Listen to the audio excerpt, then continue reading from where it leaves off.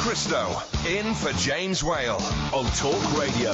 Up tomorrow. Out of your dog's bottom, Cristo Foufas. Oh, Put it's your Iain finger Lee. in a dog's bum. No, okay, Iain Lee is coming up He gets his next. finger and wipes a dog's bum. What kind of deviant is that? What is I'll this? Tell his What mum. is this? My mum's very happy that I wipe my dog's bum. Oh, your mum has brought... I don't know your mum, but I feel like I know because she's a movie star. Yes. And she would not be happy No, she would with be. your disgusting... Lift up their tail, get a wet wipe. Look, I've even got them in my bag. They're water wipes because they are don't completely show me. 99. And they're the used ones. Yeah. They're the used ones. What are you looking for on your laptop? I'm trying to find. I've got the clip of you. I can't believe you've got this clip. Stored. But do you know what? Hang on a minute. Is this Oh, it? you This could be deleted it. me. Don't say Kath was a dick. Okay, no, that wasn't it. No, I can't find it. But somewhere Sure that wasn't me. on here is you talking about the Wiping my dog's disgusting, bum. the shameful, disgusting That's what I did on your things. programme, Ian, when I covered you. That's the level that I'm taking mate. it to. I know, mate, and that is why. The depths. That is why I'm never, ever having another day off because it is just disgusting. You're lucky. Someone has hacked into this. The MSM, the mainstream media, have hacked into my computer and they have taken away your shame. My shame from this. Well, there'll be lots. It's disgusting. It's disgusting. Thank you, Iain Lee, and he is I like coming your up hair's next. looking good. Oh, thank you. Trim. You're looking very tidy. Well, I've had a transplant again, Have so you? yeah, I needed to trim it to make it all match. Oh, that looks good. Thank you very That's much. good. Thank you. Coming up next, it's Iain Lee. I'm back Saturday morning at 5 a.m. and don't go anywhere. James Whale is back tomorrow night at 7. Iain Lee coming You're up a next. dirty man, Christo. Oh, if only. The Late Night Alternative with Iain Lee On Talk Radio. We have ways of making you talk. Don't you know me, Kansas City? I'm the new Berlin Wall. Try and tear me down. I was born on the other side of the town written too. I made it over the Great Divide. Well, now I'm coming for you. And it's amazing how the series they try and tear me down. You want me, baby, I'm serious. But try and tear me down.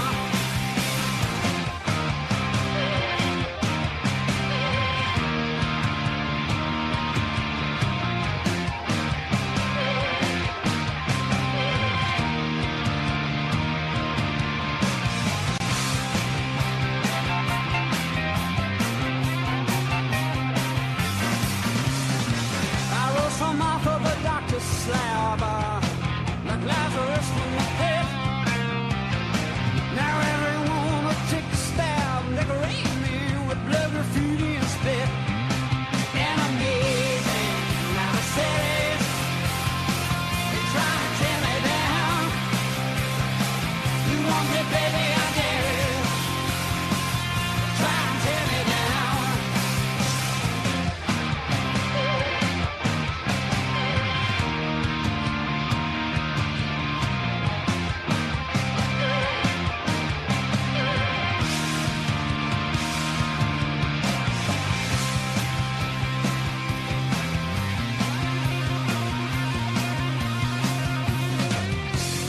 On August 13, 1961, a wall was erected on the middle of the city of Berlin. The world was divided by a Cold War, and the Berlin Wall was the most hated symbol of that divide. Reviled, graffitied, spit upon, we thought the wall would stand forever. And now that it's gone, we don't know who we are anymore. Ladies and gentlemen, as big as like that wall, standing before you in a divide between East and West, slavery and freedom, man and woman, top and bottom. And you can try and tear her down. But before you do, you must remember one thing. Hey! Much of a difference between a bridge and a wall. Without me right in the middle, baby, wow, you would be nothing at all. And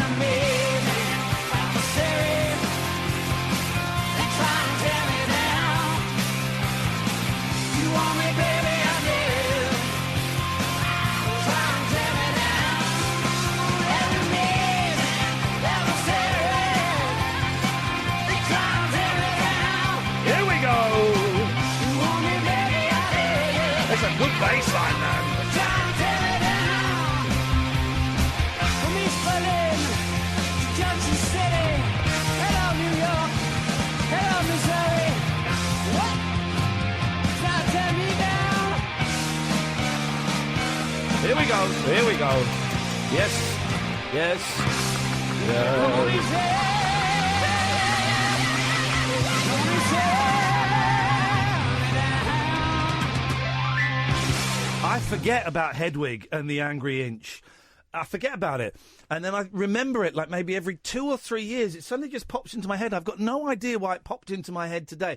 I've never seen the live version. I want to see the live version. That's what I want to see, the live version. But the movie is incredible. It's about this transsexual who is born in East Berlin, but kind of gets, if I remember it correctly, gets smuggled over to West Germany by an American like corporal or something who pays for the operation, the transitioning operation, and it goes wrong. And so Hedwig lives, identifies as a woman, but still has an inch penis, the angry inch. And she travels around America writing these amazing rock songs. Spoiler alert, I'm going to tell you the plot to Hedwig and the Angry Inch. Here we go. Writes these amazing songs. But they're stolen by her ex-lover, a guy called, what's his name? Tommy Gnosis, I think. Something like that. And he becomes like the biggest rock star in the world. He's kind of Marilyn Manson, is who he's supposed to be. And he has all the success. And Hedwig's like, yeah, but I wrote the songs. Oh, man, it's some movie, huh? Some movie. Tonight it's a Hedwig special. You wait till I play you Wig in a Box. Man alive. It's something about that. Great news. Internet. The internet has won today. The internet has won. Not only is John Gaunt getting trolled by the ASA online. It's funny. He's doubling down and denying everything. And they tweeted him saying, John, the onus is on you to prove your diet works, not for us to prove it doesn't. And you haven't been able to prove it does. So thanks very much. Ouch. Not only that, but thanks to Will Guyett. Got to big up Will Guyett, tech expert, tech guru. Thanks to Will Guyett. Thanks to, I would say, 60% of the people who replied to my plea, and to the sheer patience of Scott Balcony. At Balcony Shirts is back online on Twitter. At Balcony Shirts is back online on Twitter. And here's a fun thing for you. Why don't you just try and report some of those tweets and see what happens? Let's get this guy taken down permanently. Because here's the truth. It wasn't a joke. I did it deliberately. He's a scumbag. He threatened to kill me. Got taken back. It was so stressful. We think it was a perma ban, but Will Guy, who is a tech expert, and if you've seen him on telly, he's been on here. He's been on a few other radio stations. Really nice guy. Looks like our friend Paul Scoins. Yes. That's why he's got on so. He's broke because he bought a farm, and there's like a huge barn there, and he just buys arcade cabinets to put in the thing, and he's got the money because he just, every time he gets some money, he'll buy an arcade cabinet. Aww. It's incredible. No money, but he's happy. He's happy. I'm going to go down there at some point. Anyway. I kind of messaged him and said, mate, this is what's happened. I'm in a pickle. Can you help? And he said, let me speak to some people at Twitter. And he came back and he said, Ian, here's the problem, right? You are classified, you are flagged up as someone to be taken seriously when you report a violation, when you report someone. I said, what do you mean? He said, well, I can't really go into too much detail, but there are some people who are kind of ignored a little bit. And there are some people who are taken very seriously. It's not just because of the blue tick, but whenever you make a report, it's taken a bit more seriously than some others. And I'm really glad that Twitter are prioritising the safety of white heterosexual men online, because we're just not protected enough. And Will said to me, it will get sorted. It may take a few days. I'm hoping it will take an hour. He said, I think I can get it done within an hour for you. So I then texted Scott Balcony. I got his Twitter account suspended because he threatened to kill me. So I then texted Scott, but it was crippling his business. It wasn't really, but it wouldn't have been annoying. Great. It wouldn't have been great. So I texted him and said, give me 2 hours. Right. After an hour, nothing. After an hour and a half, nothing. An hour and 45, nothing. So I texted Will and said, Will, any news? He said, I've just asked for an update. After 1 hour and 59 minutes, Scott texted me and said, mate, there's only a minute to go. And I said, well, we've got plenty of time. Literally 60 seconds later, he went, I'm in. I'm in. And they fixed it. They fixed it. They unsuspended the account. We had a good old laugh about it. Apparently, he where's my phone? I've left my phone. Anyway, he texted me saying his son had just phoned him up and was in hysterics about the whole thing. Thought it was hilarious. So we got sorted. So thank you to everyone who helped. A lot of you people retweeted, and and I think that did help. That did give it a bit of weight. Some of you were a little bit narky. Well, up yours, Dolores. Some of you were downright potty-mouthed. And I have to say, that everyone who replied, and there were quite a few in the double figures, everyone that tweeted me saying, you're a C, or that's a C-ish thing to do, I hope you enjoy your Twitter suspensions, because I got them suspended. Because they take his reports seriously. Yeah, they do. Don't call me a C, because I'll report you. I got great pleasure. And it was a joke. People go, well, how can you... why would you jokingly report someone? Did you not think what was going to happen? Do you know what? Obviously, I didn't. What I thought was going to happen was... It was dumb. It was really dumb. I made a really bad mistake. And here's the thing. I made a really bad mistake that hurt a good friend of mine.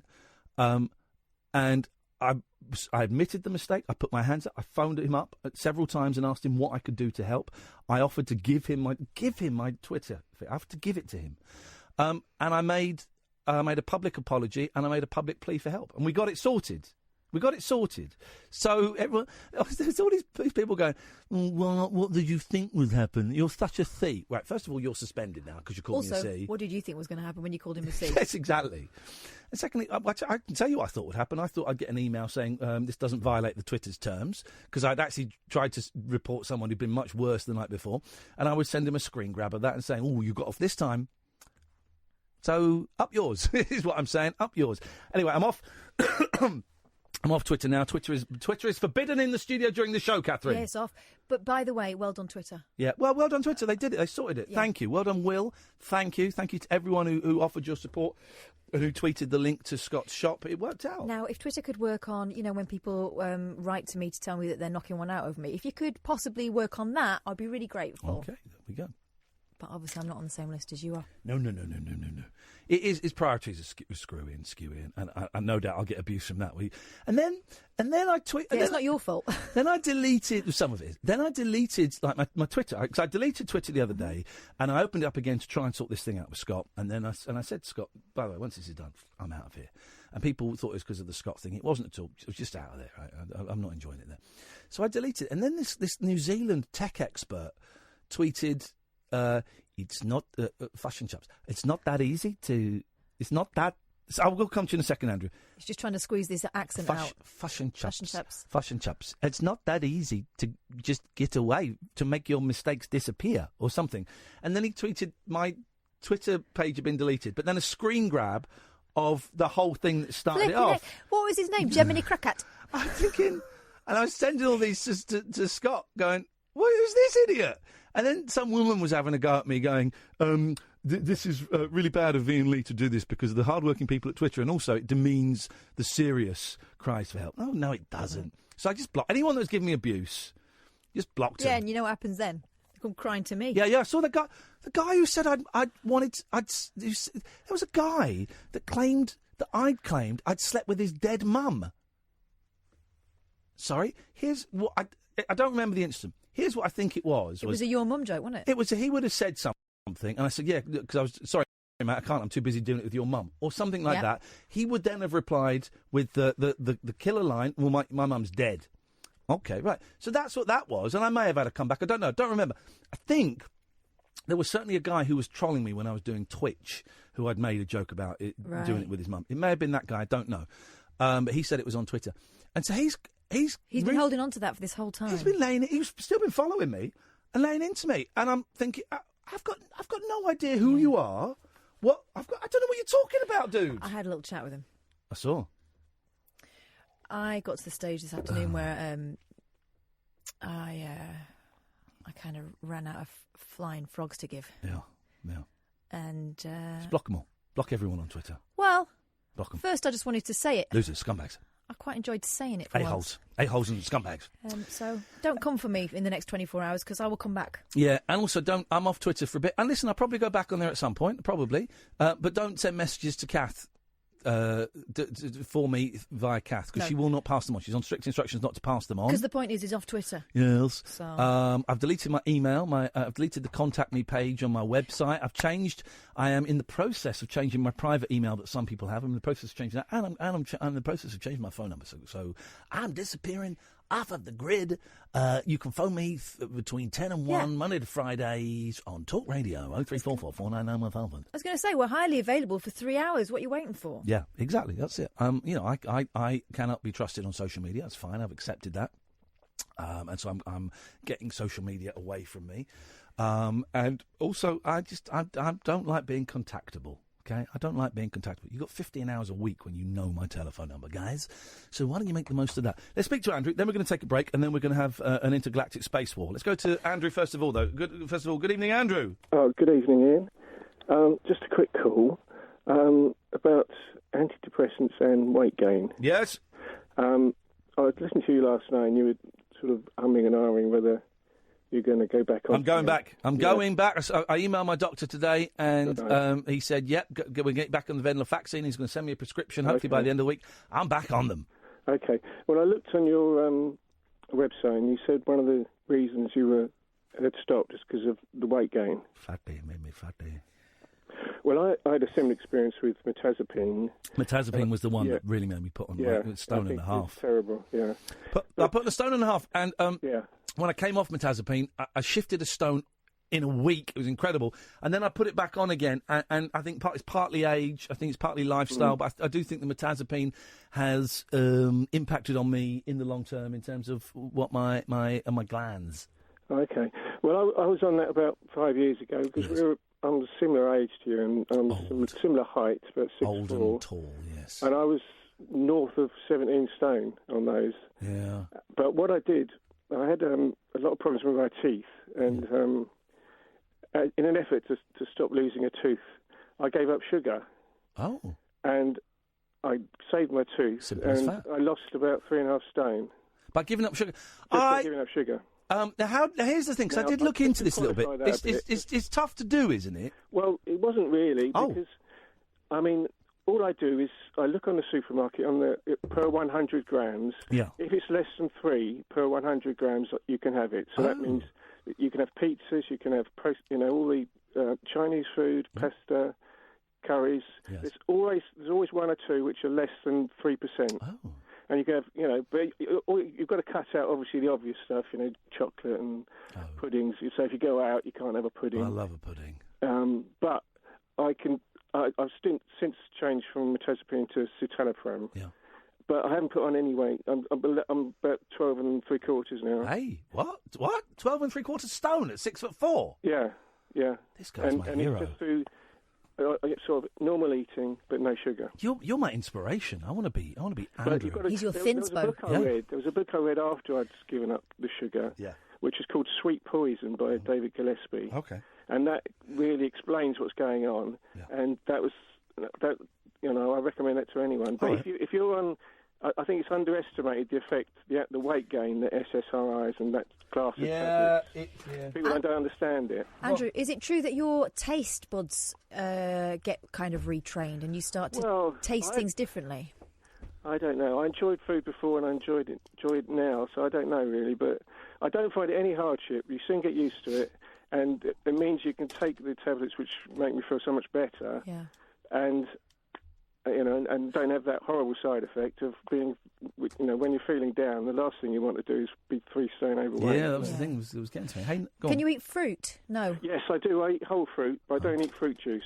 Or dried fruit. I don't eat dried fruit, but I eat as much whole fruit as, But fruit is sugar, isn't it? I know, but I think it's because it's the fibre in the whole fruit. It sort of changes its characteristic. But I wouldn't eat... so cereals are out. Right. Oh, yeah. But you can have a English, bacon and eggs or, scrambled eggs. This is knitted diet. So we're talking Talking about sort of refined sugar then, that it's out. Well, no, all sugar really, but not. I do eat whole fruit, but that's the only real exception. Okay. Hey, listen, Andrew, nice one, man. And how's your head? Very quickly, you kind of going in the right direction. The tablets help me a lot.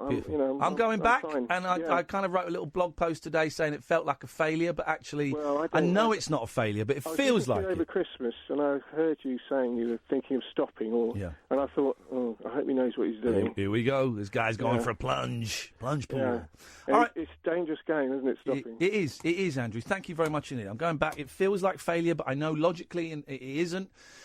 And I would say to anyone else, it's not a failure, but it feels like failure. Because my head is lying to me at the moment. I got that. I'm there. I'm with it.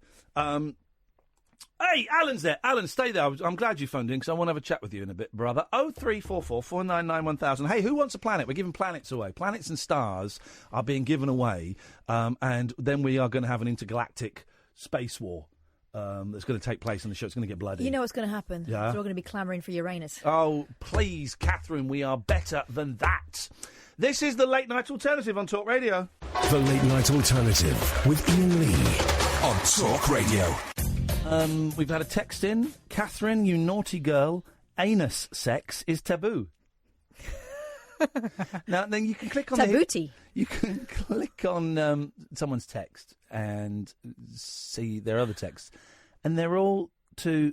Well, the previous one is that's a terrible thing to say. Quotes, I'm masturbation to you, but then all of the other texts are to George Galloway saying I want like quite political statements. Also, I don't remember talking about that particular element of lovemaking. I was talking about planets, you perv. Let's go to the big man, Al. Hey! Someone sounding better than they did yesterday. I've been worried about you. How are you doing? I'm feeling great, thanks, bud. I spoke to my doctor this morning. Yeah? And I had a nice long chat with him. A lifelong chat? A nice long chat. Okay. And he said it's probably just a 24-hour thing. Have a cup of tea and get it out your system. So I was working on the allotment. Hey, and are you feeling better? Yeah. Yes, mate. Alan's cured depression. Especially with my birthday coming up on Saturday. Here we go. How old will you be? 39. 39. Here's the thing, right? Exercise doesn't work for me, right? But in terms of going for a run and stuff like that. But going for a walk does. Today I just went and sat on a hill and phoned some people. But doing physical stuff can be good because it kind of takes your mind off stuff. It becomes a bit like meditation. So doing the allotment is a great thing to do. I'm so pleased. I'm so proud of you, Alan. Well done, because you sounded terrible yesterday. Again tomorrow. There you go. We're going to the allotment. Yep. Here we go. I don't want a planet. Right, okay. So we're giving away planets, and I need to draw a map. So we start. The centre of the universe, of course, is the Earth. So that is the... The sun was the centre of the universe. Mate, you don't know what you're talking about. So, well, it's the number one paper. Okay. Well, he's good. He does know what he's talking about. So there's the Earth. Then you've got the sun is there. Then around the sun you've got the moon, which is smaller. No, but the moon orbits the Earth. I think you'll find it goes around the sun, mate. Otherwise, it orbits the Earth. Mercury, all right, son. Venus, then the sun. All right, then Mars. Of course it does, buddy. Okay. Can you? Right, if the moon orbits the Earth, can I ask you a question? Yeah. How do we get a solar eclipse? Boom! Because the moon is the direct path between the sun and the Earth. Because it's going around the sun. You've just argued my point for me. No, it goes around the Earth. Yeah. Okay, mate. All right, mate. All right. Just don't forget that yesterday you didn't even know what day it was, and now suddenly you're Brian Cox. So we've got the Earth is the centre of the universe. We've got the sun. We've got the moon going around the sun. Then the next planet is Neptune. No, Neptune's further away. It's Mercury, Venus, Earth, Mars, Jupiter, Saturn, Uranus, Neptune, Pluto. You said Neptune twice, mate. No, I said Uranus. You said Neptune. No, I'm not Poseidon. Venus. So it goes like this. Earth. No, Mercury. Earth. No, Mercury, Venus, Earth. Earth, Neptune, Mars. Venus. Then we've got Mars, which is a very, very small... No. I am looking at Wikipedia. If you load up Wikipedia and look up the solar system... No, I'm not going to. Mercury, Venus, Earth, Mars, Jupiter, Saturn. Saturn? You said Saturn. No, mate, you said Saturn. I'm sorry, Alan. You said Saturn. There's no such planet as Saturn. Well, I wanted Alpha Centauri. Sorry? I wanted Alpha Centauri. Okay, well, you can have Alpha Centauri. That's right at the very end. Yeah, it's on the other side. Yeah, I've got to go over got to go over the page for that. So Alpha Centauri is tiny. It's insignificant. It is would be very. By the way, this is going to be a war, right? So it'll be very, very easy. I just thought of a space joke. Oh, go on, mate. Go on, Kath. Next to Alpha Centauri, there's one called Eris. So, Yeah. do you know Eris from Uranus? Okay. So Saturn. Question for Kath. You know Aries? Does he wham it in? What? Does he wham it in? Ram it in? Aries the wham. Okay. Oh, yeah. When he's making love. So Saturn is next to Alpha Centauri. Now, Saturn has got the rings, and of course we know on the rings that's where they keep the weapons. So, if someone... So, Alan, you've got Alpha Centauri, mate, but you're going to get taken over quite easily, because if anyone... The person who takes Saturn... I'm taking Saturn, so that's me. What about you, Kath? I'm going to go Venus. Okay. Venus was a name. Okay, well, I can't actually give you Venus. Why? Because we can't give all of the planets to us. We've got to give it to the listeners. Well, how come I don't get one? Right, okay. Now we I've got one, Kath. Andromeda. Shut up. Oh, that you're just sounds nice. making them up. Random number generator. Right. So Alpha Centauri is a... So generate... hang on a minute. Shush. Everyone shush. Random number generator between... 1... Oh, it's there. Between 1 and 10. Right. So Alpha Centauri is only... is so small, it only gets 1. I get 9 numbers. He gets 1. So I'll let you pick this, Alan. Pick a number between. You're going to lose this planet. Pick a number between 1 and 10, please. 4. Right. I'm going to hit generate. If you get 4, then you win. You win the invasion from Saturn, from me, and you win Saturn. If you do not get 4, you lose Alpha Centauri, and I get it. Right. So I'm going to hit generate. If he gets a 4, Katherine. Okay. I can vouch. What did he get? Oh, he got a 10. Oh, mate, you got a 10, Alan. So you lose Alpha Centauri. You're out of the universe. I've got it, and I add that to my arsenal. Okay. Okay. Which is a planet not many people know about. Sorry about that, Alan. Tough luck, but you thought you knew more than me, and it turns out you actually knew significantly less. Thanks for your call. Goodbye. Thank you. There we go. So we've got the planets so far. We've got Earth, Neptune in order. We've got the sun and the moon going around that. We've got Earth, we've got Neptune, we've got Venus, which I cannot let you have, Katherine. That's No, you not missed fair. out Mercury. I've not got there yet. We've got Mars. Then on the next side of the page, we've got Saturn and Alpha Centauri, which are owned by me. Uranus. Then Uranus. Uranus is... Okay. Neptune. I've got done Neptune. Pluto. Neptune is next to Earth. No, it's not. I mean, Pluto isn't a planet. Pluto is gas. Still there. Yeah, so you're saying if I fart, that's a planet? Is it? No, nothing could live on that. Well, then... Oh, Kath's done a joke. Let me deconstruct it and prove to you why it's not funny.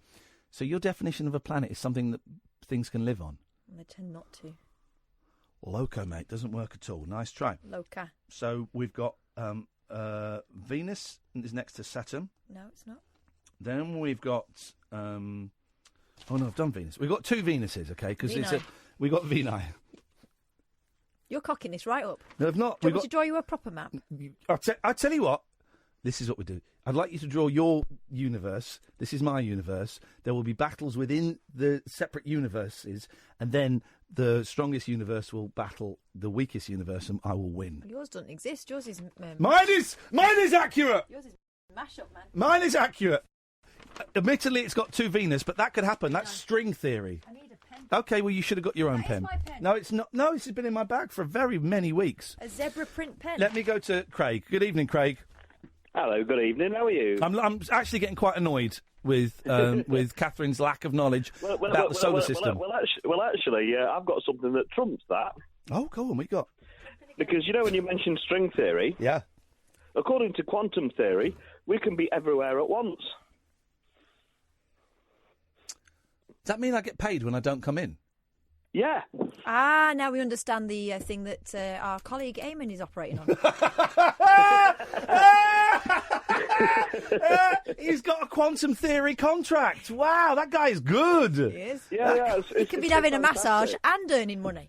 Actually, get this, because my original question was going to be, do you know, there's friends that I know that are on certain medications for, to deal with stuff, which has its place. Yes. Have you ever tried sort of hypnotherapy or anything like that? Oh, here's a funny thing, right? So what was that podcast you told me to listen to, Katherine? I listened to the wrong season of it. Oh, it was Finding Cleo. Right, but it's also called Missing and Murdered, yes. right? So it's about murders and people going missing in Canada, right, Craig? Right. And the reporter would go and speak to old witnesses, right? Okay. And she would go up to in Canada, would go up to these old witnesses, and 3 or 4 of them, she said to them, so did you talk to the police? Did the police question you? And 3 or 4 of them said, yeah, they put me under hypnosis, and then they asked me questions. And I'm thinking, what? First one, I thought, oh, that's weird. The 4th one, I'm thinking, well, this must be a thing then, that in Canada they hypnotise. What sort of without them knowing? Well, no, you'd have to know. I used to be a hypnotist, right? Oh, did you? Oh, yeah, I used to be a stage hypnotist. Worked with Paul McKenna. And right, I was going to mention Paul McKenna for you for what you're sort of going through. Yeah, because I'm a big exponent of him, to be fair. Oh, I like him. He gave me my first job in TV. My first ever TV credit as Iain Rugby was writing on the Paul McKenna show. It was a summer job when I was at college. That's how cool I was. Oh, that's amazing. Because he works with Richard Bandler, doesn't he? He does. I haven't seen him for a long time. Here's my life, right? Get this. I don't even know who this guy was. I was once flying first class from LA to London, not on my dollar. And fantastic. First class is quite small, but luxurious. And Paul McKenna was on there. And I hadn't seen Paul McKenna for years, and so I hid from him. I don't know why. He's a nice guy. I just didn't want to spend the whole 10 hours talking to him. But I spent 10 hours hiding from Paul McKenna in first class on a flight from LA to... Did he find you? No, he didn't, which means the whole hypnotism thing is bunkum. I dig what you're saying, but... And I love hypnotism. You don't really see it much anymore. There's nothing funnier for me than someone being told to forget the number 7. It's the funniest thing. The look of confusion as their face as they count their fingers. 1, 2, 3, 4, 5, 6, 8, 9, 10, 11. I've got 11. It's so funny. But I am a little sceptical it solely being used as a therapeutic intervention, yes. I used it, maybe not for depression, but I used it when I was having my first baby. I had one of those to get pregnant? CDs. No. How was it for you? I don't know, because I only ever heard the first 5 minutes of it. It put me to sleep, which I would suggest is probably a good thing. No, because basically, if you combine sort of hypnotherapy with NLP, which is which sort of neuro-linguistic programming, which basically reprograms the mind to sort of think in a more positive way. It does have its merits as such, but I was just wondering if you ever tried it. I had a boss who you've met actually, Katherine, who got into NLP, right? And I've not studied NLP, but I read a little bit about it. Sorry? Scott Solder. Uh-huh. And I knew he'd done this NLP course, right? And basically there's one of the tricks of NLP of sort of you can use it to sort of manipulate to get your way in a conversation. Oh, management-wise. Yeah, but you can also use it. You can use it to kind of make so someone accepts your ideas. There's a thing called mirroring, right? So if I wanted to manipulate you, exactly, I would start little hand gestures you make. So you just put your hand on your finger under your chin. You do that. Put your hands there, and I just copy it very, very subtle way, and I just copy you slightly. Stop sticking your fingers up and making the masturbation gesture. So I would do that, and it would kind of relax you, put down your defences a little bit. It's not manipulative. It's sort of almost like a soft hypnotism thing. It will make you more malleable to what I am saying. Okay, but I knew he was doing that, and I could see him doing it to me. So I would then copy him. And so we would end up having these really weird conversations where we'd be doing all these kind of mirroring battle. Yeah, it was a mirroring battle, and neither of us left happy, But let's say, Iain, if you thought that NLP could possibly work for you, would you try it properly? Yeah, sure, of course. Ah, that's a bit of NLP working on you there, wasn't it?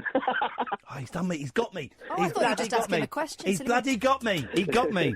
All right, Craig. Listen, nice to talk to you, man. Thanks for the call. Brilliant. Cheers. Brilliant. Well done, mate. Thank good you. luck. Good luck. Tutty bye. That baby still hurt on the way out, by the way, guys. 0344 499 1000. So we've got Universe 1, which is my universe, the correct one, which has the sun and the moon goes around it, and then you've got the Earth, Neptune, Venus, Mars, then you turn the page, and you've got Saturn, and you've got Alpha Centauri, and then you've got Venus. And then Catherine's made up. What the hell is that? So listen a minute. OK, let's hear it. Let's see what you've Sun, got. Mercury, Venus. Looks like Pokemon Ball. No, that's the eye of Venus. OK, well, you know, it's got an planets don't have eyes. Well, it does. Earth, Yes. Moon with a face on. We all know he's got a face. Mars, Jupiter, Saturn with the nice And they're fancy all ring. exactly the same size. No, they're not.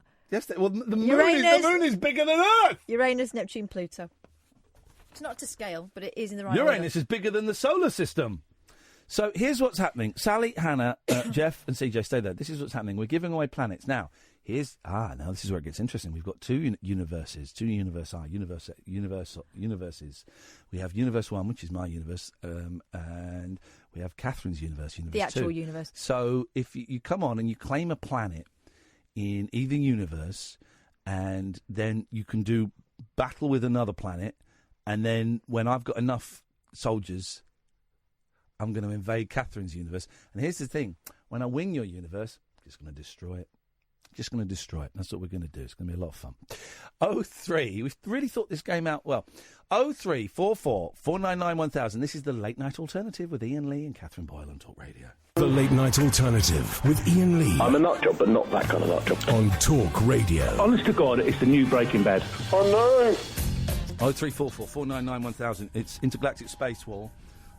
We've got our theme tunes. This is my theme tune. Here we go. Yeah, the Emperor. No, it's not the Emperor. Actually, That's what you are. Music of the Spheres is what I am. Oh, holy. This is yours.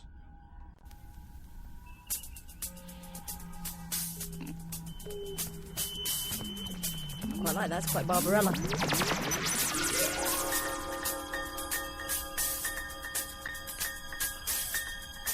How did you know I was wearing silver boots? Because I'm in the room with you.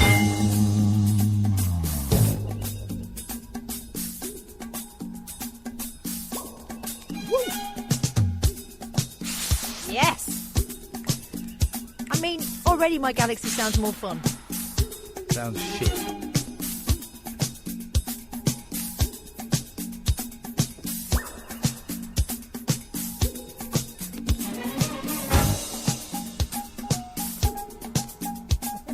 This is an amazing bit of music, actually.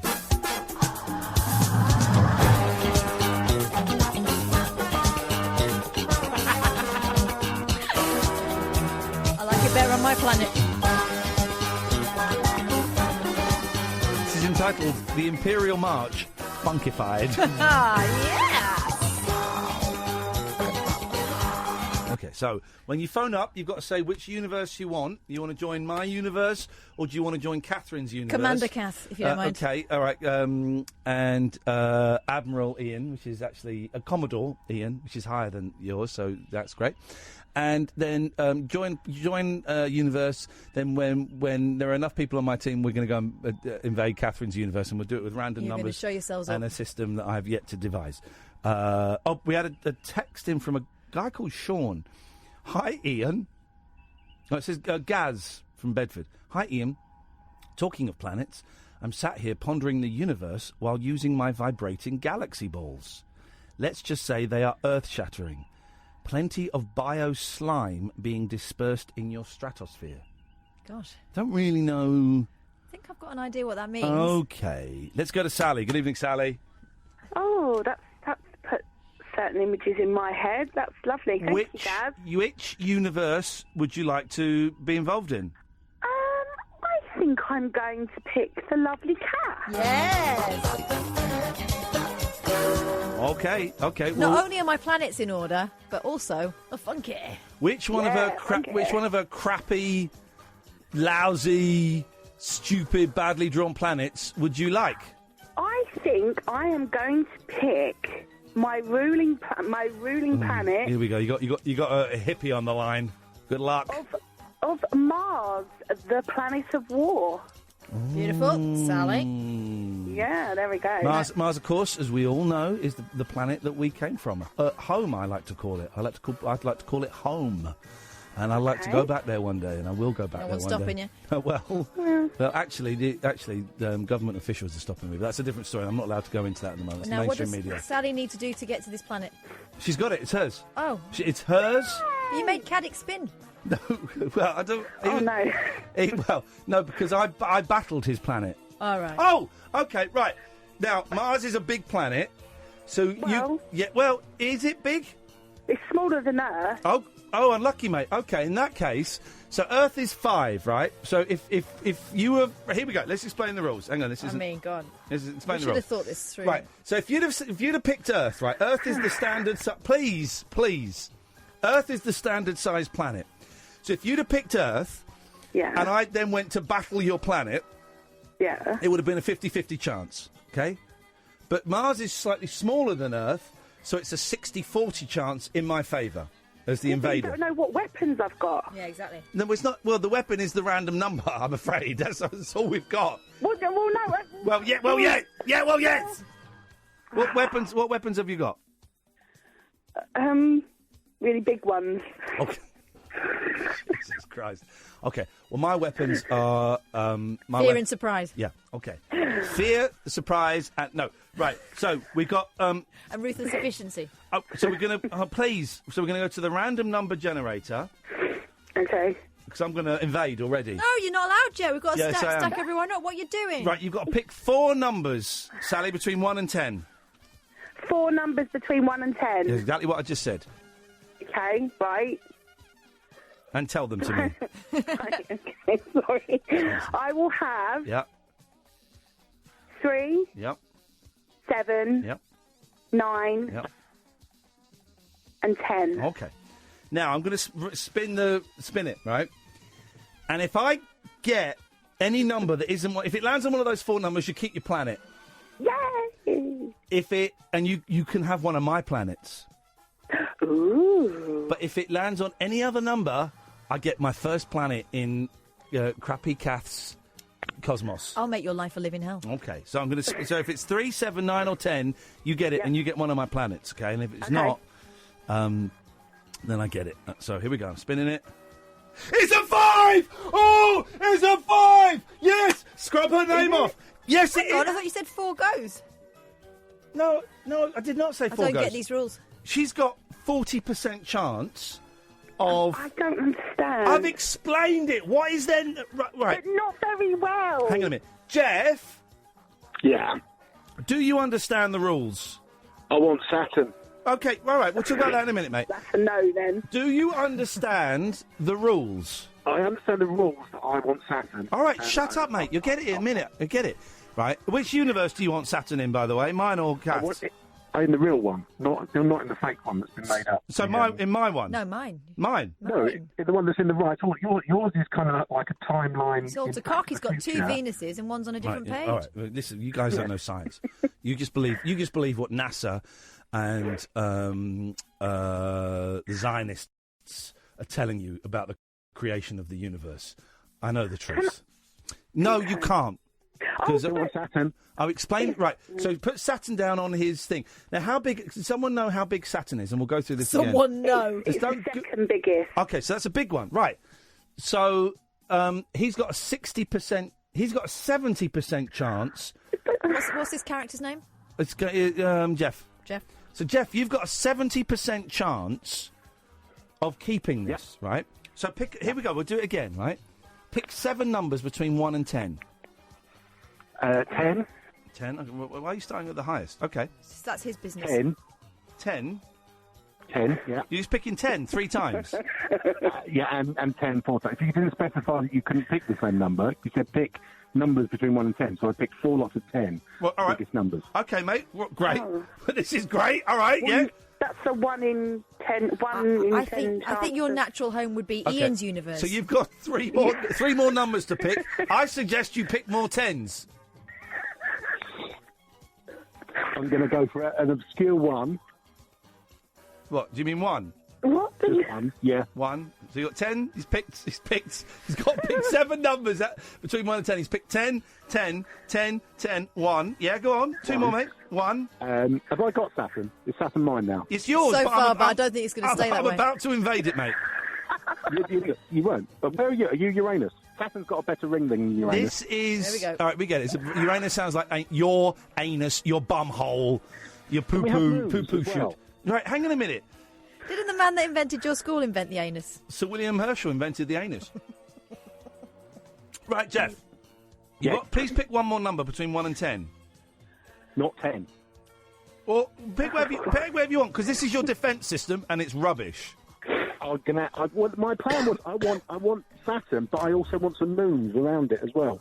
That was my defence. Well, good luck with that. So far, you need to secure your planet. You've got to pick one more number. You pick 10, 10, 10, 10, 1, 1, and one more? 5. Okay, right. Now, you're an idiot, right? If the random number generator lands on 10, 10, 10, 10, 1... 1 or 5. 3 times. I only picked 10 3 times. You picked it 4 times, I'm afraid, buddy. You should have only He's picked it once. cacking himself now. If it lands on those, you get to keep Saturn in Kath's universe. If it doesn't, I think he should get special points for being loco. if it doesn't, then I get it. Can I have the moons as well? It's a 7. Get out of here, Jeff. I'll have Saturn. Jeff, you're out of here, buddy. You blew it. No moons, no planet, no nothing. He's gone. Right, so I've got Saturn and I've got Mars in your universe. Can I have a go? No, because everyone's licking you, bum licking you. He said licking you. And then he said something vulgar there, and then he said licking you. So everyone, I didn't mean that. Everyone is bum licking you. So no, when someone comes into my universe, yeah, then you can attack it. These are uninhabited planets at the moment.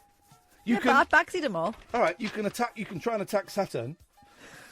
All right, let's have a go. Okay, so you got a 40% chance. Why? Because Saturn is big.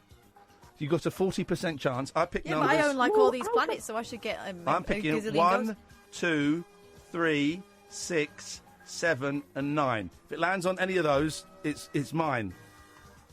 9, unlucky. Right. So Sally. I don't like this game. I love it. It's great. It's pony. Making it up as it goes along. Toby is. I'm not. That is disrespectful. Katherine knows I'm not. Hold on a minute. No. Hold on a minute. She picked Saturn. Hello. Sorry, we can't hear you, Sally. Yeah. You're breaking up. Hello? No, Can you hear us, Sally? I've got great big planets. Why? Sally, can you hear us? Yes, I. Sally? We seem to have lost Sally. Okay, that's a shame. I've not... okay. I think this is working. 0344 499 1000 is the telephone number if you want to give us a call. We're giving away planets. Oh, I'm late. Shut break. The Late Night Alternative with Iain Lee on Talk Radio. We have ways of making you talk.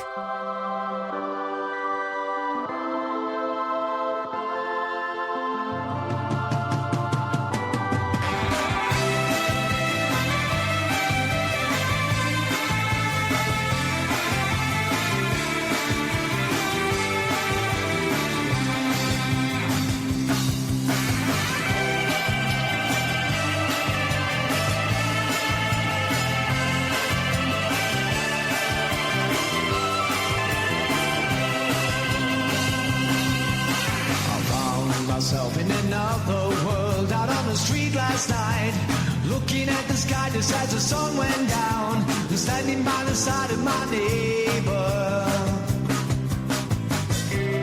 I saw you screaming on down the horizon, Mister, you're a far better man than I know that you'll be back someday.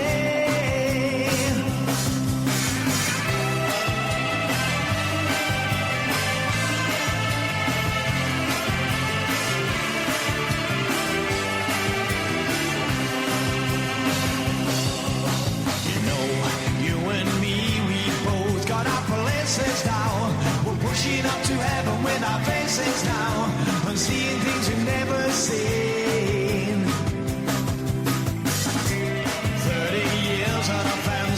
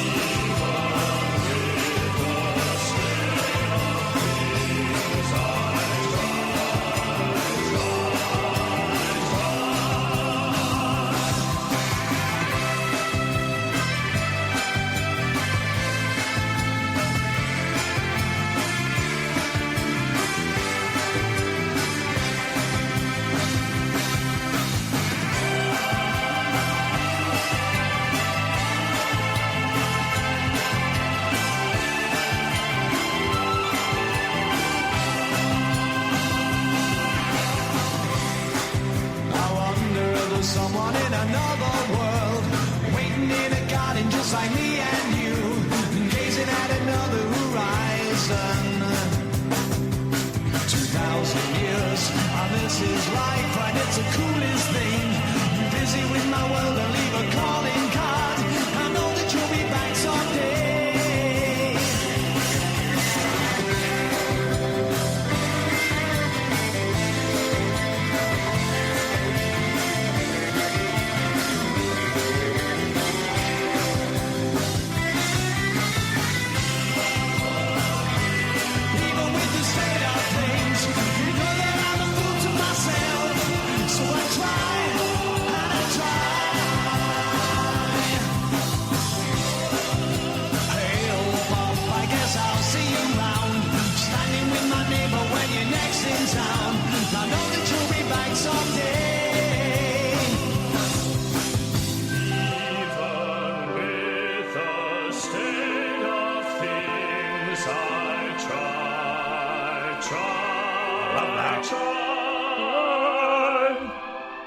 I haven't heard that for ages. That's Clint Boone.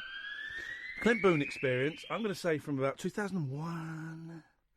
Alfie Boe. Alfie Boe doing the opera. I must have met Alfie Boe because I introduced the Clint Boone Experience on stage once. The opera singer was there and it must have been Alfie Boe. Clint Boone emailed me the other day because I changed my email address. I was mailing people out saying, this is my new address. And Clint Boone replied, I love Clint Boone. He's such a nice guy. We should try and get him on the show one day. I thought he was coming in. We talked about it, but it never happened. I'll send him an email. Right. 0344 499 1000. Where it's intergalactic string theory. It's very complicated. Intergalactic string theory space war taking place. There are two universes. There's my universe, and which is good. There's Katherine's universe, which is bad. You pick a planet, and then the other. You pick a planet in one of the. It's very simple. You pick a planet in one of the universes. And then the owner, the god, if you want, the godhead, the god figurehead, if you want, from the other universe, can then attack. What? I thought it was all defensive. What are you on about? So someone phones up and they claim a planet in, say, one of my planets, right? So then they're part of my team, my army. But then you, as in the other universe, you can then try and invade that planet. And but it's a very complicated mathematical formula. Yeah, which always leads to him winning. It's not actually... Well, it has so far, but that's just luck. It's really obvious. I mean, we did have a bloke who came on and could pick 7 numbers, and 5 of them were 10. So I feel like I've not got the best intellect on board. Did you hear him, Carson? Oh, yes, absolutely. Jeff, by the way, that was Jeff, and Jeff has just texted us saying, just so you know, I left Saturn in a right state and I didn't even flush the chain before I left. It doesn't surprise me. Doesn't surprise me. Anyway, Carson's in America. Yes, California. Mm-hmm. It's not Johnny Carson, is it? No. Carson Daly. Not. Yeah, that's the one. Is it? It's Carson Daly. Oh, nice one, man. Nice to have you on board. Better looking then. Wow. Oh. What, Carson? Would you like a planet? Yeah. And I think Catherine's universe is quite off. Catherine's? Yeah. Is that a name? It can be if you want. Yeah. Who are you, caller? Who are you, caller? Have you ever listened to this show before, caller? Yeah, of course. Have you called us before? No. Okay, this is great. This is great. Whereabouts in North America are you, Carson? San Francisco. Oh, I love San Fran! My sister used to live on the Presidio. Yeah, you've been. I have been very briefly twice. I had a very, very took drugs there once, is what I'm trying to say. Wow. I've been there a couple of times. I like San Fran. I hate LA. I love San Fran. Yes, I quite agree with that. LA is a shit show. It's a shit show. But okay, why are you listening to this? Why are you not listening to the San Francisco 69ers? Jesus Christ. Well, hello. Normally I'd have yeah, you can hear me? I bet we're going to get an F-bomb in a minute. Yes, we can hear you, yeah. I'd have Talk Sport on. Okay. Yeah. Normally I'd have Talk Sport on, but ever since Manchester United's match yesterday, I can't bear to listen. So. No, and Jason Cundy and Andy Goldstein are so annoying, aren't they? They're just scumbags. Scumbags. Cundy's a scumbag. They're a bit off. So, anyways, I'm on the road now, and I've just looked for something to occupy my time here. You've spun very far around the dial away from TalkSport. Right, okay. So you want a planet, but you want one in Caitlin's universe. No, Caitlin's universe is quite off. I do agree that Earth is the centre of the universe. Of course it is, thank you. I'd like to, and I'm living in the Bay Area here. Yeah. I'm quite the Tesla fan. So Elon Musk is looking to colonise Mars, and I'd like to take Mars from him. Yes! You want Mars in my universe? Yes, of course, the correct one. Right, okay. So now it gets exciting. So we got Carson, who's got Mars in my universe. Now, Carson, if Katherine wants, she might not want to. She might be a woman of peace. She might be a woman of great humility. She might be Mother Universe. No, I want to crush him. Okay. So, Carson, she gets to invade your Mars hole. Right?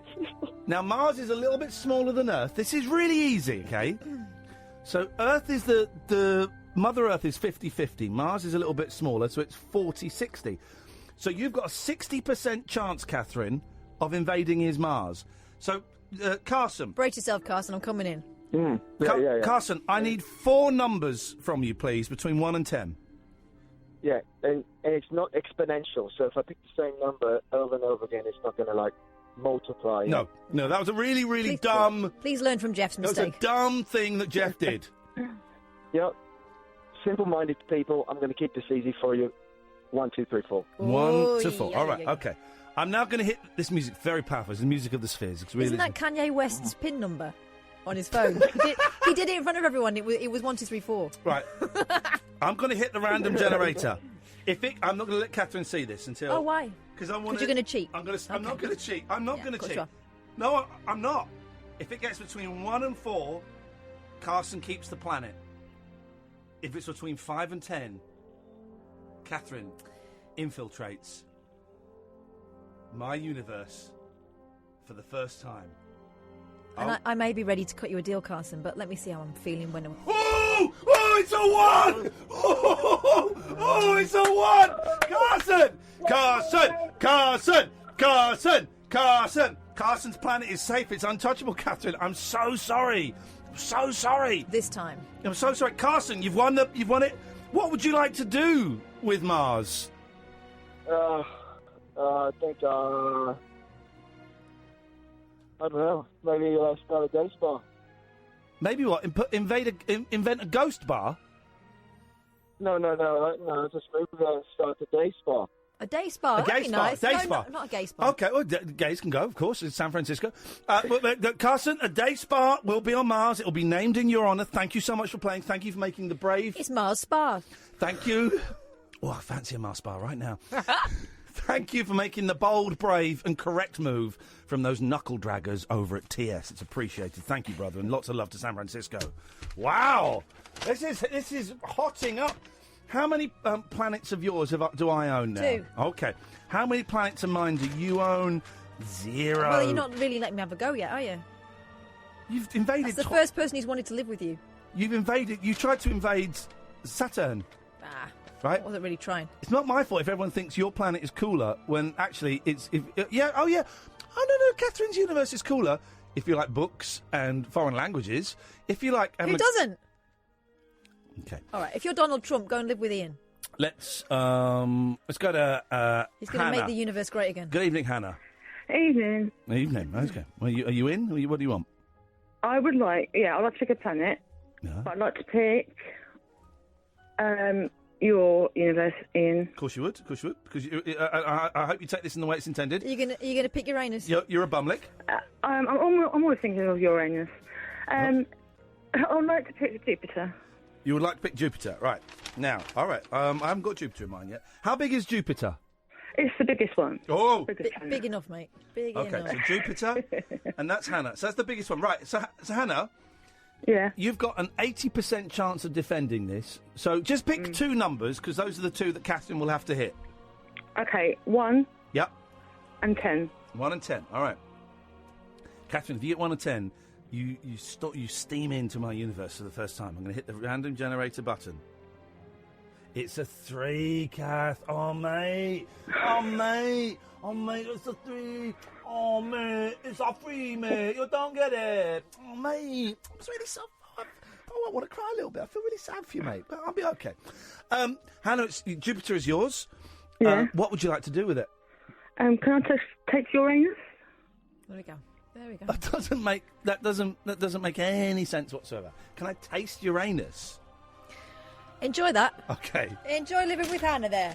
I'm not living on the same planet as her. No, but she's bothering Uranus. I'm living in Saturn. Okay, this is great. This is like the video game Elite. This is basically like that, but if your computer breaks really down. dull, and it goes on forever. It's not dull, actually. It's quite exciting. This is a lot of fun. This feels a lot like a maths game. Be quiet! I shouldn't have shouted then. Sorry, I lost my temper, and I apologise. But you're really getting on my nerves right now. Good. Because this is great.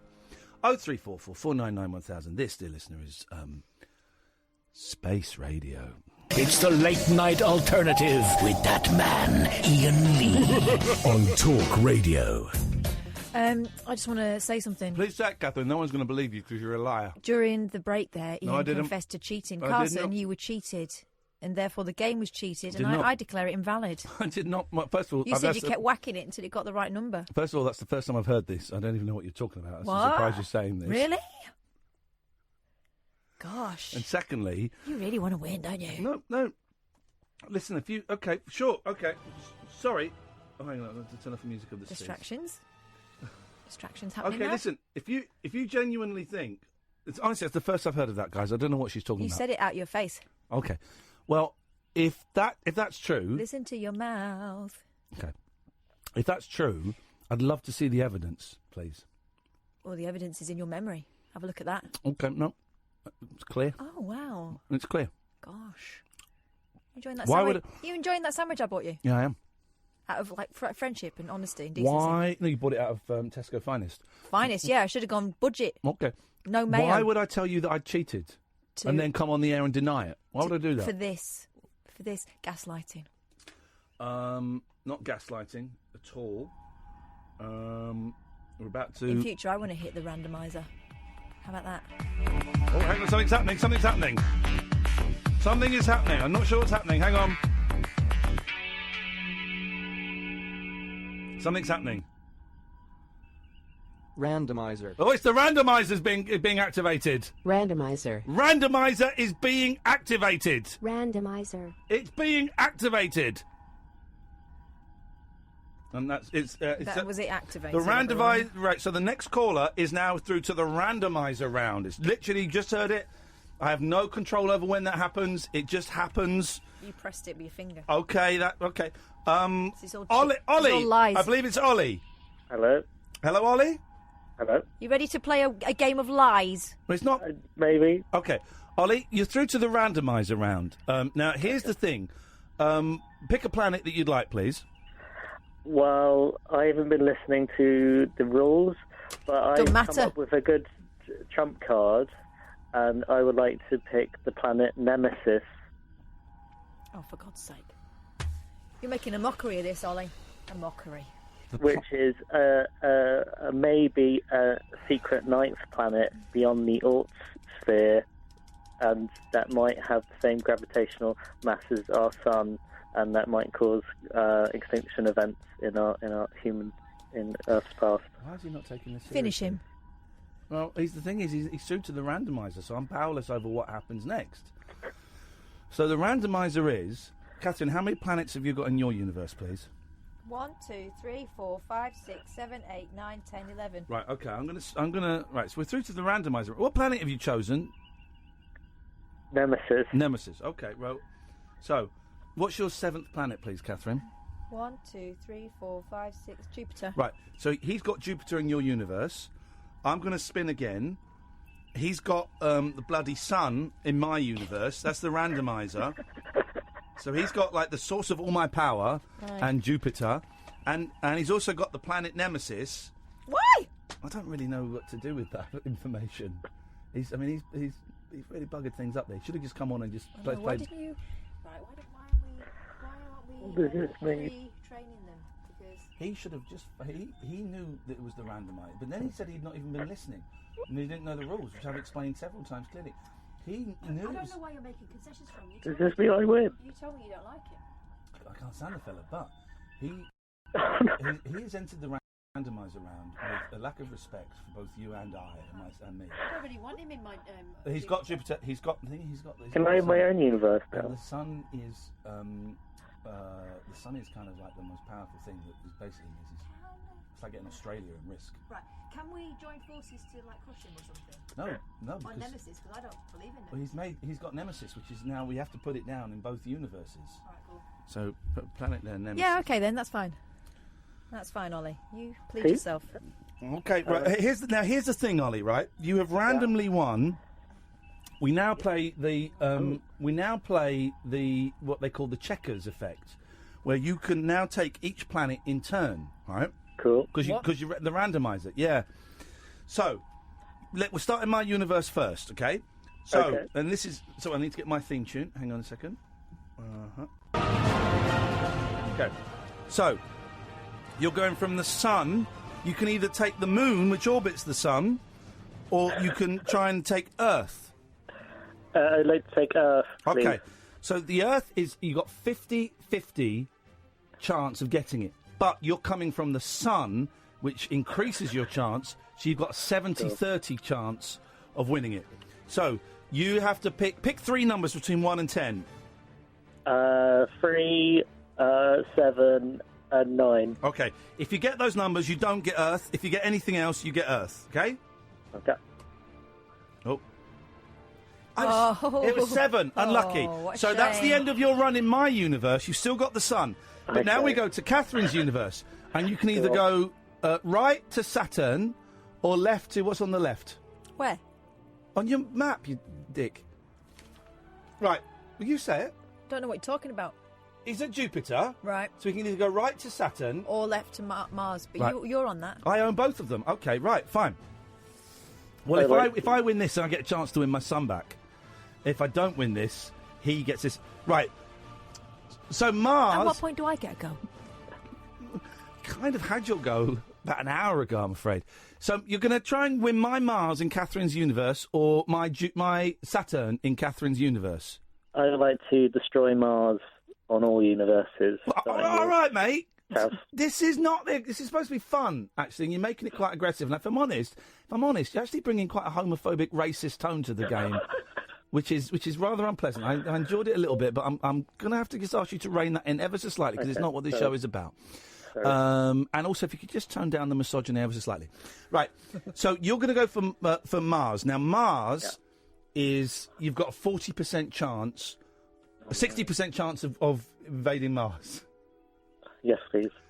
Could I have like an adjudicator? Can I have loads of people looking at this dice roll, please? No, turns out you can't. Kathy's looking at it. Yeah, and Right. I'm really, really, really losing So interest. pick 6 numbers. Stop eating my sandwich. 6 numbers. Yep. Yeah, 6 numbers, mate. Because you've got 60% One. chance of winning.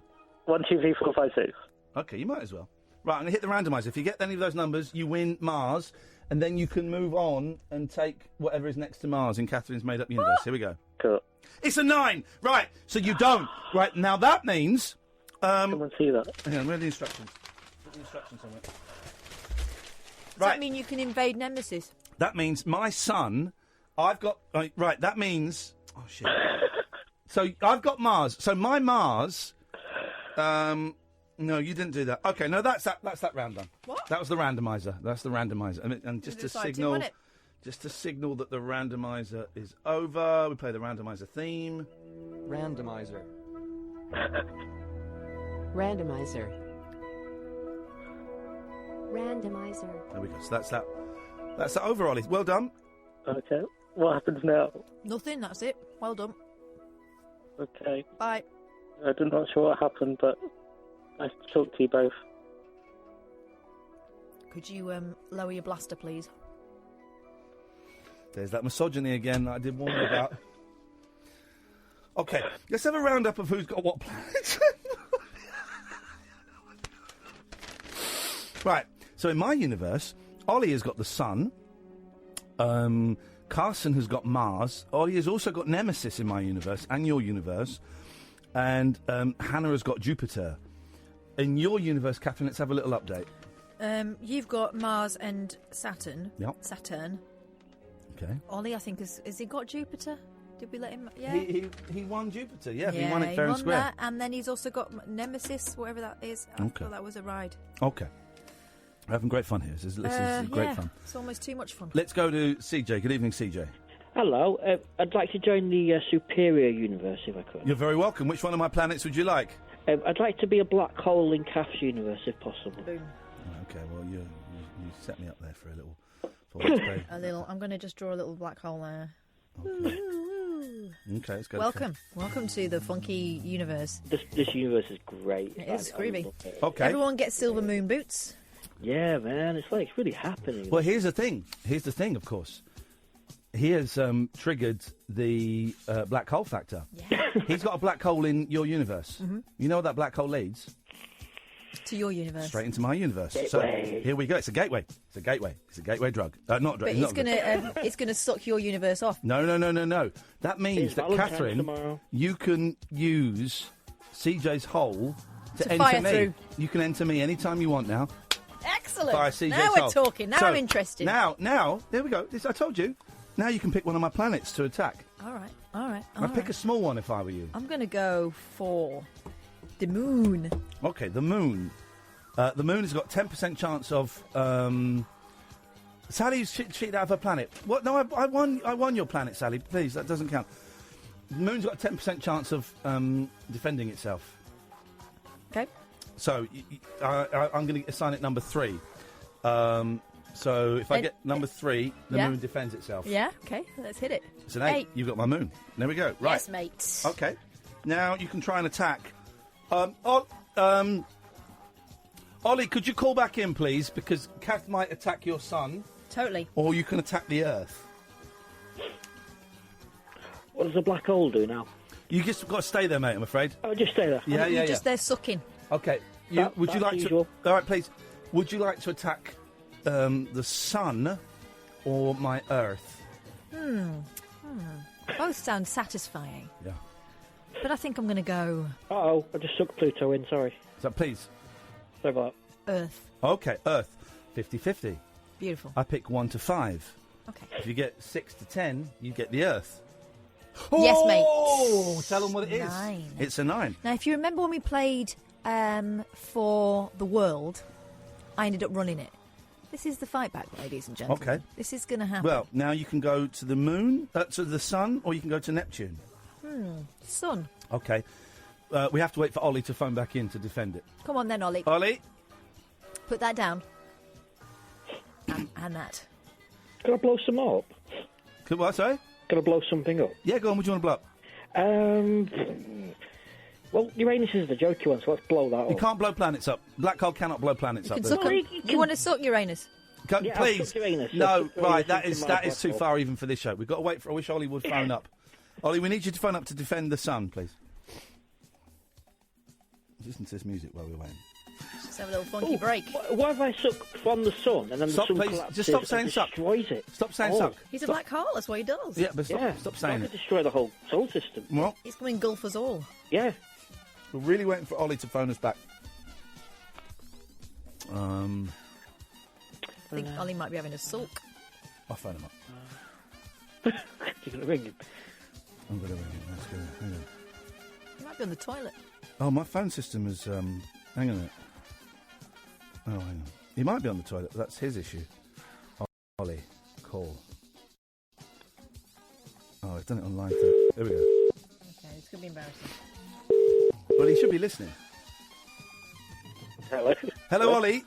Hello. Yeah, so Katherine is now attacking your son. We did ask you to call in, and you didn't. So we've been waiting quite a bit. You're obviously paying attention. Yeah, we... No. Yeah. It was, but then somebody tweeted that I was a racist, homophobe, misogynist. Well, that's true, but we did. Forget Twitter. We were asking you to call in, and you didn't call in. So sorry about that. Right. So you need to defend the sun. Now, here's the thing: the sun, of course, is nuclear. Okay. So this could backfire on you terribly. Okay. Right, CJ. If the sun wins, can I roll the dice? Oh, definitely, mate. Yeah. Yes, you can, actually. What? Yeah, he can roll the dice. He's the sun. He's defending himself. Sun is nuclear. He gets 70% chance. Cool. And if he wins... Well, they still need to get a 100% chance because it's the mass of the universe. Well, no, Shut up, CJ, you're not helping. Yeah, Wait, no, I'm on your side, aren't I? If the sun wins, CJ gets blown off, and that will then destroy, not win, destroy one of your planets. All right?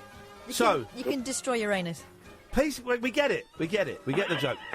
Ollie, I would suggest you pick between 1 and 7. I'm offering Uranus. As your number.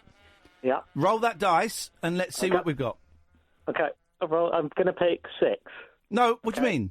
Why? What? What are you doing? You've got 70%, mate. Okay. So I pick 1, 2, 3, 4, 5, 6, 7. Yeah, and you've got a 10-sided dice there, have you? Oh, just hit the thing. You're doing it. Come on. Okay. Ian. What? How am I going to... Ollie's doing it. He's not got 10-sided dice. He's just making it up. He's making it up. That is bad gamesmanship. I trust this guy. I don't. He's a vile troll. I know, but it might just work. Please, let's give him a chance to for redemption. So what do I pick? You've got a 70% chance. Do you know what that means? Kind of. Right. Have you got a way of generating a random number between... Yes, quiet! I've got one of those D&D dice. Of course he has. No, you haven't. I've got a D10. Okay, well, roll your D10, and if it's between 1 and 7, you win. Yeah. Be honest, or otherwise I will haunt you when I die. Yeah, I know. I've got it on my bag, a D&D bag. Did that seamlessly. Because he always carries it with him. You never know when a D&D game... You never know when you're going to bump into a Dungeon Master and have to start a session, just there and then. So, am I rolling? I don't know, are you? Are we pretending? Okay, here we go. Yeah, 6. Right. Okay, CJ, your black hole is blown up. Yep, exactly. So we say goodnight to you, and it's got blowback into Catherine's universe. So Ollie, you can destroy one of Catherine's planets, and it just goes. I would like to destroy Mars, please. Well, hang on a minute. Is that the one I own? Yes. No. Oh, too late. No. Oh, what a shame. No. Yeah, I've got to take your first answer. No, you don't. Bang. You don't. No. What did you do that for? All Mars should go, because Mars was one of my... Gone. Please be quiet Look. now. Oh, dear. Mars was one of my planets in her universe. Why would you do that? Because of your nonsense. I made you what you are today, and I will destroy you. From where? Goodbye. He's gone. What a loser. What a scumbag loser. I'm still here. Oh, jeez. Right. He's gone now. Cut him off. Why would he do that? Because he's a vile troll. Why would he do that? Why do you keep entrusting him? Why are you still here? Right. He's gone now. I know what you're doing there, Amy, but you should have cut him off straight away. Okay. Let's go to... that was Amy who I was speaking to there. We've got Amy on the phone. It's a different Amy. Good evening, Amy. Hello. Hello, Amy. Hi. Can I please have a planet in Cath's universe, please? Okay, but she's still losing. Okay, which one of her crappy planets would you like? Neptune, please. Okay. What? There we go. I'm not losing. You've only got one of my planets now. How big is Neptune? Titchy. It's 4th biggest. Well, okay, is it bigger than Earth? Yeah. Where's your evidence? Google. All right. Okay. Well, I'm going to invade it. How are you now? I've got a 40% chance of winning. Bring it. You're making this up. Kath, of course I'm making it up. There's no such game like this. I'm trying to make it up on the spot. But I want to win. Yeah, but the science is, if it's bigger than Earth, how much bigger than Earth is it? Is it a lot bigger? Double. It's not double. You don't know it's double. How can she hear us? We should have been muted then. Is it double? Yeah. Right. Okay. Well, then you've got a 70% chance of winning. So I've got 3. So I picked numbers 1, 5, and 7. What do I own in your universe now? You don't actually own anything. Yeah, I do. Oh, you own the Earth and you own the Moon. The Moon's rubbish. I'm picking 1, 7, and 9. If I get them, then I win that planet, Neptune. I'm winning so far, then. It's 2. Right. I've got So 2 Amy and you've gets got 1. Amy gets to keep that. Yeah, but you've got the Moon. The Moon isn't a planet. Moon is worth jack shit. And I've got Earth. Okay, Earth is thing, but Mars is the one, and Carson has got Mars. We can see what Nemesis flow. All right, we're actually getting bored of this now. Amy, excuse me. Neptune. You've got Neptune. Yes. Okay, well that's yours. Thanks. What do you want to invade? No, she can't invade. What's happening then? What's the point in this? You did not just have 3 numbers. Could you pick a number? Let her pick a number. No, I picked the 3 numbers and I rolled and you won. Oh. No, you never. We just did it. We just said she had a 70%. You didn't ask her what she wanted to put on Neptune. That's what I'm about to ask her now. Her then. Go on. You ask her. It's your crappy universe. No, you ask her. I'm eating a sandwich. Amy, your universe is rubbish. I wouldn't want to go there anyway. Oh, good job, because you're not there. You're only there in 1, and I'm going to crush you any time now. Amy, what would you like to pop on Neptune? A shoe shop. Shoe shop, excellent. Your universe is shit. Well, it's populated. Yours ain't. With shoes. Shoes, and I've got a spa. How are you doing? Well, thanks for the call, Amy. In fact, I haven't got a spa. You've got a spa on yours, haven't you? No, don't you? You really starting on me. Let's have a break now, please. The Late Night Alternative with Iain Lee I've got no internet for the last 4 days. on Talk Radio. Okay, just news in from Intergalactic Space Command. We've got 12 minutes left before the universe explodes. And only one universe will survive. One universe will explode. One universe will survive. And that will be the winning universe that will win the game. So it's either mine or Katherine's universe. So we've got to get these calls in. We're going to take calls straight to air for the next, up until midnight, Amy. So don't you worry about anything. Call straight to air. 0344 499 1000. You know what you've got to do. You've got to keep it fast. You've got to keep it action-paced. We've got to keep it action-packed and fast-paced. Got to really move and rattle through these calls because this is it. This is life and life or death. The survival of your planet depends on it. Survival of your universe actually depends on it. So we've got 12 minutes. Okay, first spaceship off the cab rank is Simon. Good evening, Simon. Hello. Hello, Hi, Simon. guys. No, we haven't got time for any of this, I'm afraid, Simon. We've really got to crack on. I've got 2 questions. First question: can I put LBC on Pluto? Well, if you own Pluto, you can put whatever you want on there. You've got to own a planet first, Simon. We've really got to move you along now. We're running out of time. I want to be on Kath's team then, please. Of course you do, because you're a sensible man. Right. Okay. Which planet of hers do you want? Pluto. Okay. How big is Pluto, Simon? That and a bit more. Yeah. What? That and a bit more. Oh, so tiny. Big. All right. So it's got there's big enough for LBC. Okay. All right, mate. Calm down. So if it's small, that means there's a 30% chance of me. No, hang on. Which way does it go? Just make a decision, man. We've got 12 minutes. Okay. There's hang on. So if Earth is 50-50. The bigger the planet, the harder it is to invade. The smaller the planet, the easier it is to invade. Right, well, you're an idiot. Right, you've got a 20% chance of defending it. Pick 2 numbers. 2 and 5. Okay, I click the random number. It's 1. My planet. Thanks to your call, Simon, you just lost. Okay, right. So how many planets do I own in yours now, 2. please? Right, you own 1. No, I don't own 2. Which 2, sorry? Moon and Earth. Sorry, which planets do you own? 2 planets. All right, well, I own 2 heavenly bodies. Okay, well... oh gosh! No, which 2 planets do you own? Sorry, you said 2 planets. I own the Earth, and I also own. Okay, so you own the sun. So you own the moon. Well, you don't own the sun. Ollie owns the sun. So you own 1 planet in mine. And how many planets do I own in yours? Well, is Pluto the one that's not technically a planet anymore? Pluto is a planet. It was reclassified as a planet. Was it though? Yeah, it was actually. Some people said it was gas, and that's not true. It's a planet. So I own 2. You own 1. So I'm winning so far, guys. Hang on a minute.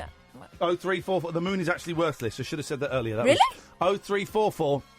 Oh, great. You control the tides on the planet you own. Big deal. Big whoopsie deal. I ain't gravity in that. 034... shut up, man. The moon doesn't control gravity. It does something. This is good, this, isn't it? They slip... trying to distract... They slip R2-D2 a pill, and he goes off on one. All right, come on. Before Luke Skywalker gets off with his sister. They get off with each other. Well, not Yeah. tongues, though, is it? Yes, they do. Lightsaber and her Wookiee hole. Now, Oh. 03. Here we go. This is the sound of Luke Skywalker making out with his sister. You're such a weirdo. It was the 70s. Oh, right, I'll call straight to air. We've got 10 minutes. We've got less than 10 minutes now. 0344 499 1000 is the telephone number. We need more planets. We need invasions. Hang on a second. We're through. It's just flashing up on my computer screen from Space Command. You're allowed to attack one of my planets. Brilliant. Go. I'm going to have Mercury, please. Now, how big is Mercury? Massive. I haven't actually got Mercury. Well, Whack it in. I don't know. okay, well, if Mercury's massive, it means you've got a 10% chance of All right, beating small. it. Too late. Too late. You've said it. So you've got to pick a number between 1 and 10. 0344 499 1000, please, if anybody wants 3. to. Okay, if it's a 3, you get it. It was a 4, unlucky. You don't get it. Mercury's mine. I'm going to pick one of your planets. I'm going to pick Earth, 50-50. I pick 1 to 5. I generate it's a 3. I get Earth. Nice. Okay. This music is actually very apt. Something very shady Pick about one of this my game. planets, please. I'm going to pick Venus. Venus. How big is Venus? You got 2, so I think I should have a decent chance. Okay. Is Venus... Venus in this drawing is bigger than the Earth. Right, well, let's go with that. Okay, so it's 60% chance. Yeah, but 60 and 60, 120. 120% chance that I win. on me to win. So you're going to split your forces and go for 2 different planets at the Yeah, same yeah, time? yeah. Okay, well, that halves your chance. That means there's a 70% chance of me winning. Pick 3 numbers. 12. Quickly, we haven't got time. Between 1 and 3. 1 and 3? 3 numbers between 1 and 3? Between 1 and 10, then, please. 3, 6 and 9. Okay. It's a 1. You don't get them. Right, boom, I'm back into your universe. Let's just quickly take this call. Line 1, you're through. What would you like to invade? I'll take your Pluto, please, Ian. Okay, I haven't actually got No, Pluto. we haven't got one of them. I'll put one on now. Pluto's on there. Okay, fine. You've got it. What are you going to do with Pluto? I'm going to live on it. Okay, well, G's living on it. Peacefully. What are you... Katherine, do you want to invade it? Yeah, go on. Okay. Katherine's got... how big is Pluto, G? No idea. Okay. Big enough for me to live on. Okay, Katherine, you got a 60% chance of invading because I think Beautiful. it's quite a small planet. Let's have it. Pick 6 numbers. quick. We haven't got time for clearing the throat. 2, 3, 4, 5, 6. 2, 3, 4, 7. 5, 6, 7. Okay.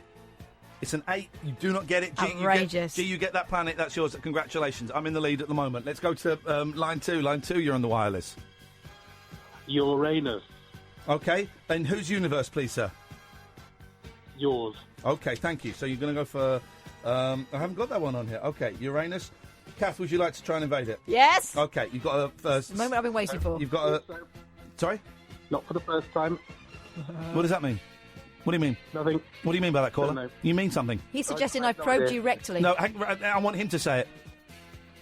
I would like Kath to invade Uranus. What do you mean by that, caller? I want her to invade Uranus. What do you mean by that? I know that you're trying to say something else, so just say it. No. I want Kath to invade the planet Uranus. Oh, sorry. Okay, I misunderstood. Right, how big is Uranus? How big is yours? Then put her finger in your bum.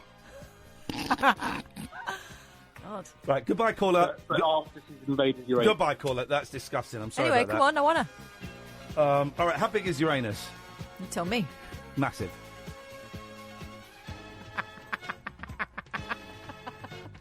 We haven't got time for this. We've got 5 minutes left before the one Right, universe so is closed. open up, I'm coming in. All right, so Uranus is huge. You've got 40% chance of winning. Pick 4 numbers. 8. 8. 2. Who does the numbers backwards? This guy. Okay. 6. Yep. And 10. Okay, I'm going to randomise. Yes, It's 10. mate! You won it. You I'm won Uranus. in. All right, Kath is in my... no, it doesn't work. Kath is... I'm populating Uranus. Okay, so Kath has got Uranus in my... So this is my universe. Let's have a quick rundown. Hang on a second. Let's just go Are for... you on the moon, Earth, and Uranus? The moon is pointless. Line 3, you're on the wireless. Hello? Hello, you're on the air. Yeah, it's Naveed. Right. Okay. Hey, Naveed, yeah. And my planet is the Milky Way. Okay, I like it. In whose universe? My universe. Whoa! We've entered the Naveed factor. And this is great. This is warp factor 3. Any caller is allowed to, up until they can't do it, one caller is allowed to create their own universe. Didn't mention that. It's a very secret rule. Okay, so you've got the... Oh, jeez, I haven't got enough paper. So Naveed's universe.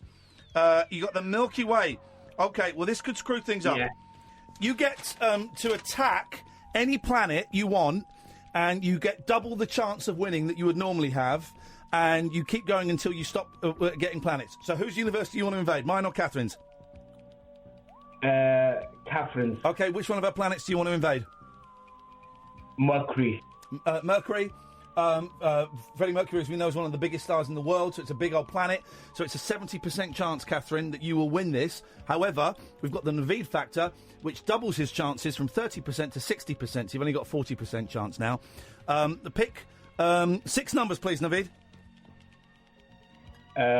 2, 4, 5, 6, 7. Okay, and one more to make it 6.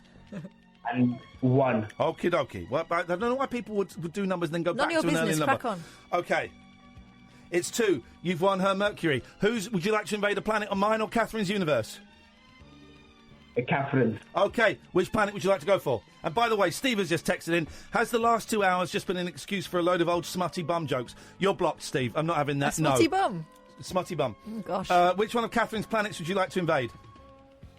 We got 3 minutes, Naveed. Hurry up! Oh, Harry, what? What planets has she got?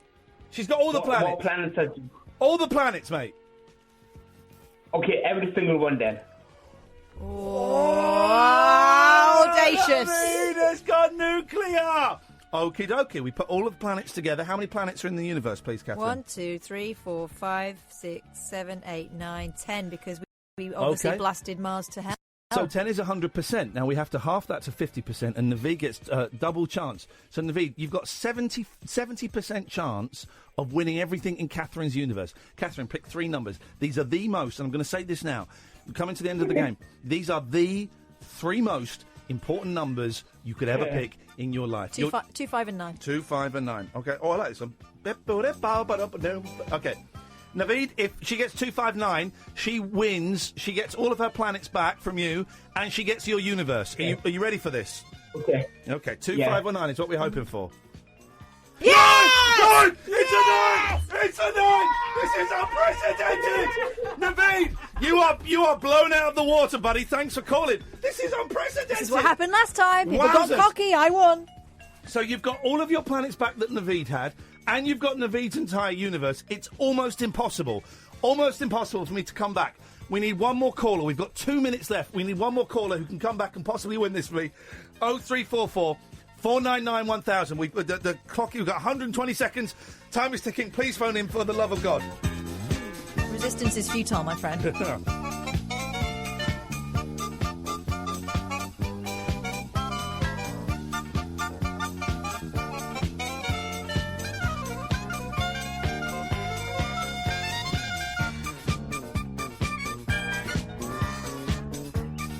We've got 80 seconds, 0344 499 1000. Otherwise, Katherine wins. This is unprecedented. Unprecedented.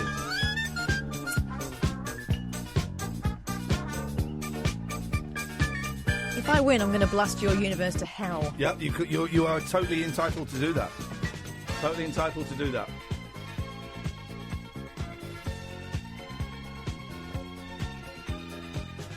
No takers. They know I'm... Okay. I know which way the we've cookie is got crumbling. 65 seconds left. 0344 499 1000. I like this. Everyone's just rolling over. No, we're done. Well, I've got 60 seconds. They're biding their time. They're biding their time. Embrace the inevitable, Ian. I'm not embracing it. I will never give up. I will never give up. 45 seconds. 0344 499 1000. Phone up and you can destroy Catherine's double universe. You can try. It's not looking good. Guys, we've got 35 seconds. We got 30 seconds.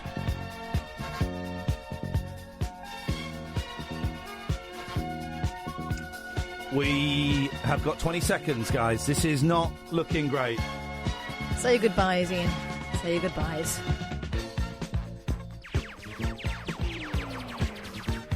10, 9, 8, 7, 6, 5, 4, 3, 2, 1.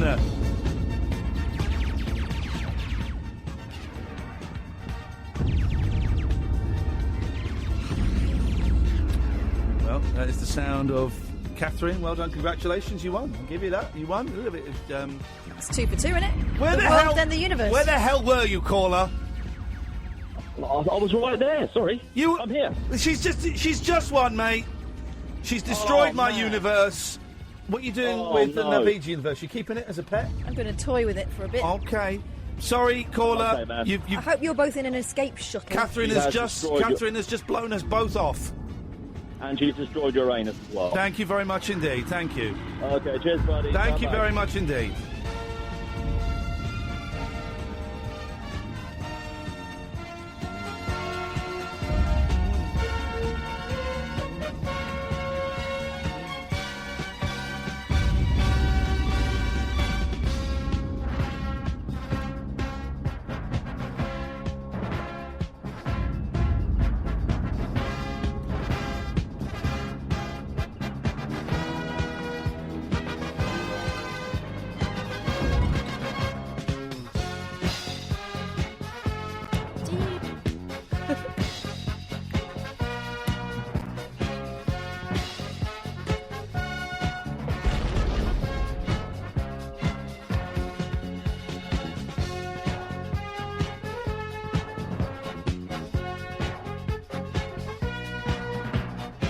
Well, as the universe, my universe, is laid bare, laid to rest.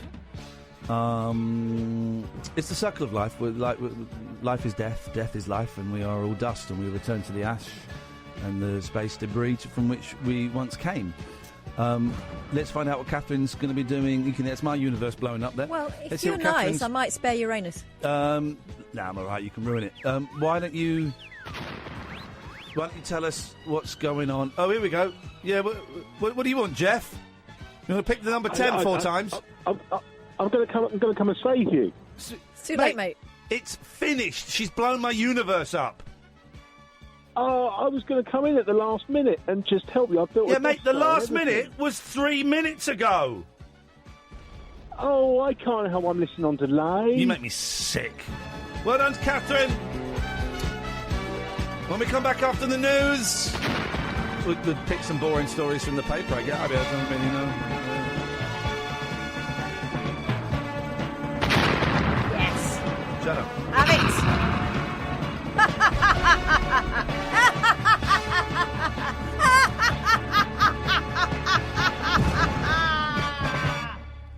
The Late Night Alternative with Iain Lee on Talk Radio. We have ways of making you talk.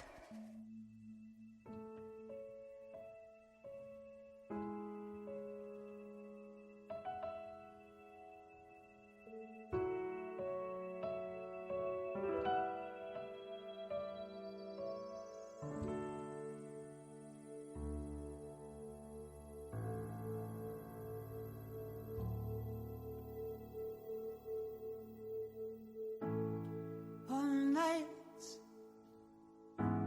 like this, when the world's a bit amiss and the lights go down across the trailer park, I get down, I feel hot, feel on the verge of going mad, and then it's time to punch the clock. I put on some makeup, down on the tape deck, and put the wig back on my head. Suddenly I'm Miss Midwest Midnight Checkout Queen until I head home and I put myself to bed.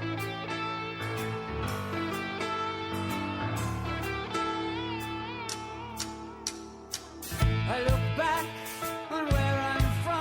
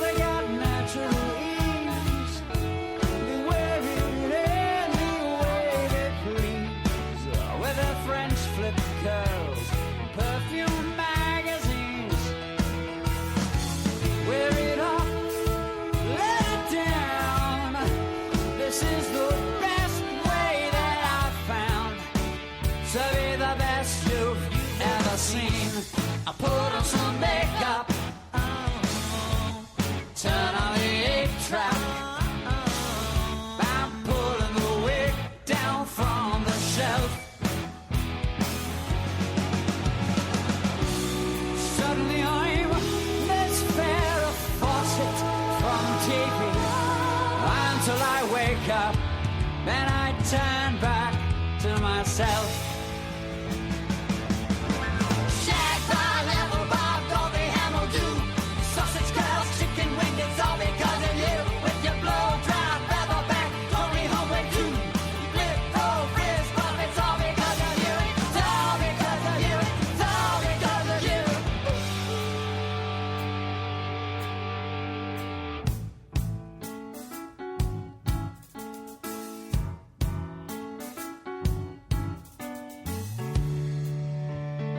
Okay, everybody.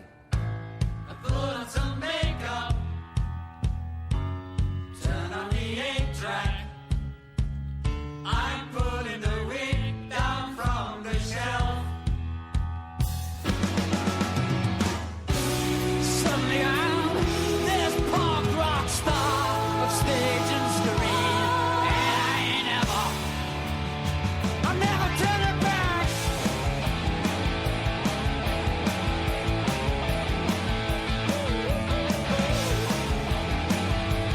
I love Hedwig so much, and I was just thinking, well, what happened to the guy that wrote it, John Cameron Mitchell, right? Because it's a Broadway show, and then it was a movie in 2001, and the guy that plays Hedwig is the guy that wrote it, is John Cameron Mitchell. I was thinking, well, then maybe there must be like a sequel to it, because he wrote all he wrote the story. I think he wrote all the songs. I was thinking there must be. I mean, Hedwig's 55 years old now. That guy, wowzers. It must be like a sequel to it or another musical or something. As far as I can tell, my limited 3-minute research on the old Wikipedia, he didn't do another musical.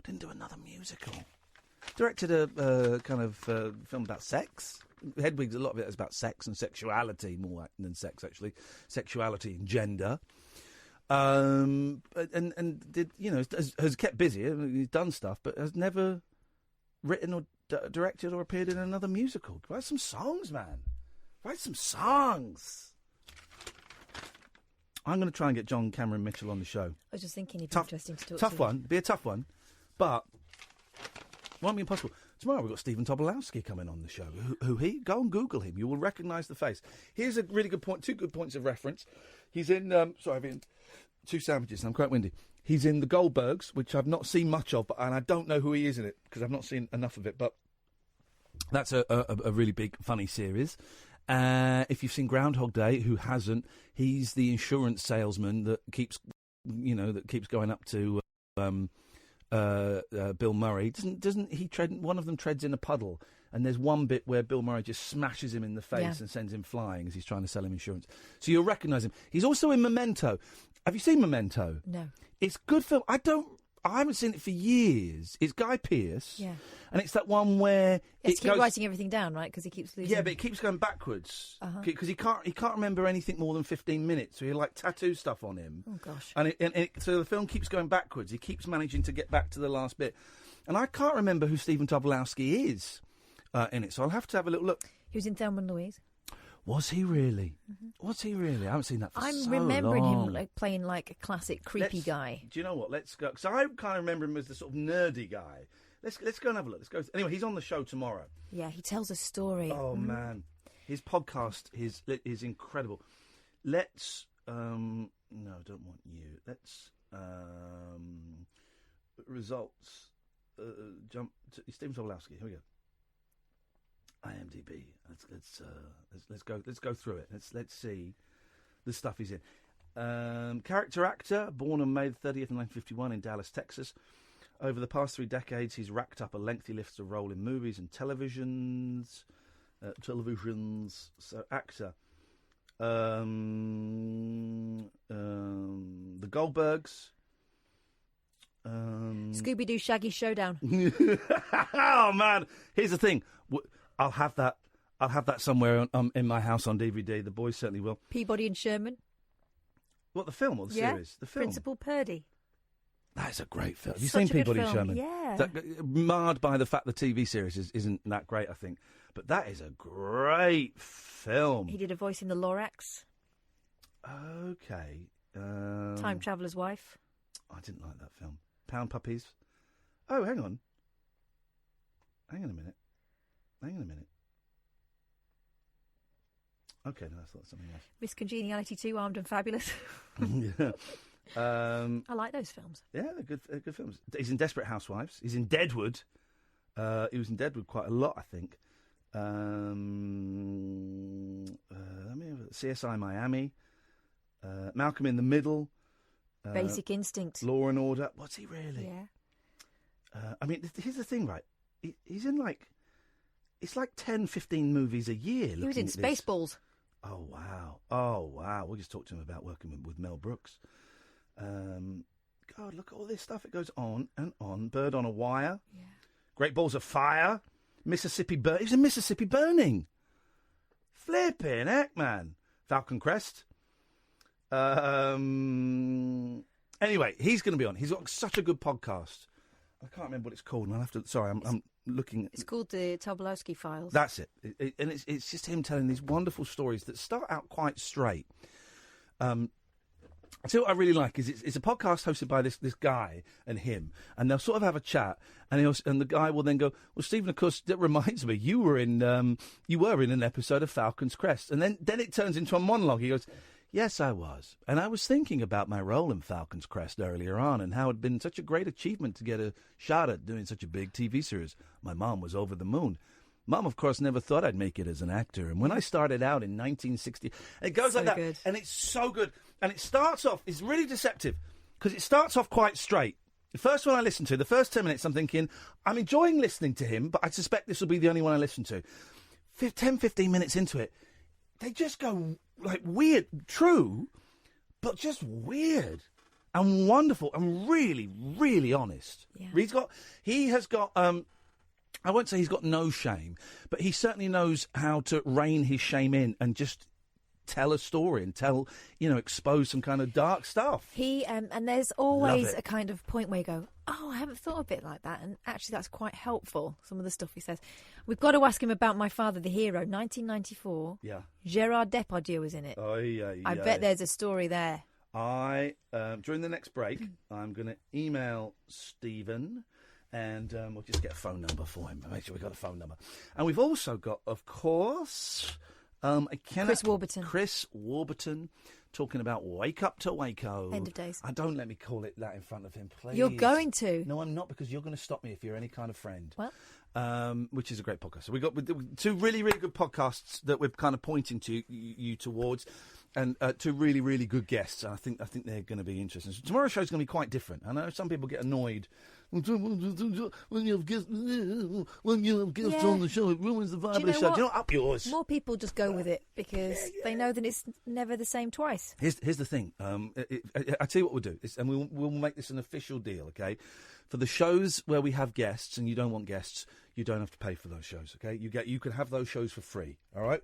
Well, that sounds fair enough? Are you sure? Can we afford that? No, I'm going to go with it. If we have a guest on and you don't like guests, you don't have to pay for that show. Yeah. We'll give you whatever you paid us back. That's the best I can do, guys. Listen, we've got 45 minutes before Paul Ross comes in, and we don't really have anything to talk about. So, give us a call about whatever you want. I was hosting a pub quiz earlier on, which was a lot of fun. I enjoyed it.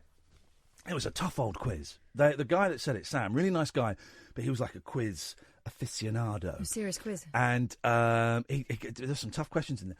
And then to make it all the more complicated, listen, when you're hosting a pub quiz, they want me because I was on the telly, and it's kind of nice. They like seeing people on the telly, and it was lovely actually. It was a really nice crowd. Sometimes those things can be a little bit tricky, but they were really nice people and that for it, and it was small, and we had a good laugh. But then the last round was they'd had Play-Doh all through the evening, and the teams had to make the Eiffel Tower, the Taj Mahal, and the Empire State Building out of Play-Doh. I'd be awesome at that. Would you? Mm-hmm. Some of these were amazing. Some were awful. Yeah. Some were awful. And you get a big laugh by holding one up and going, well, guys, what do you think?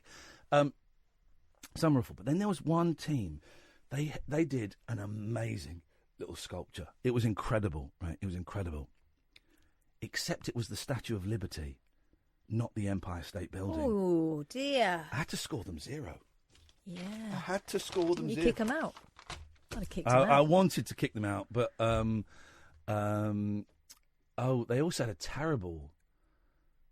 They also had a terrible name. Always bad names for this. And their one, and it got and they seemed like really nice guys, but it was something like, I don't remember what the full thing was, but the first word was Quizlamic. Now, Whoa. yes, I know it was naughty, but it was, so maybe, I don't know, maybe you want to talk about quizzes. I don't know. I'm just throwing some ideas out there. The switchboard is empty, dear listener. You'd be very, very welcome to give us a call and chat about absolutely anything you want. 03, what are you doing? Just scrubbing out Mars a bit more. Idiot. 0344 499 1000. We'll have a look through the papers. I've not looked through them yet. We'll have a little look. You may have some stories. I've got some brilliant Oh, stories. well, then we're sorted. If you want to give us a call, if you're new to the show, if you're bored of the idiots on Talk Sport, the way it works is really simple. We'll just sit here and chat until 1. You can call in about anything. It can be a big news story, a small news story. You'll speak to Amy. She'll take your name and number and give you a call back. What was the news story we were laughing at? They said something in the news that didn't make sense. What were the news stories at the top of the hour? Do you remember? There was one where we went, what? What was it? Can't remember. Do you remember that? Do you remember that we did Yeah. raise an eyebrow? Can't remember what it was about. Amy, do you know what stories were in the news at the top of the hour? There was one about a girl who joined ISIS. Was it that one?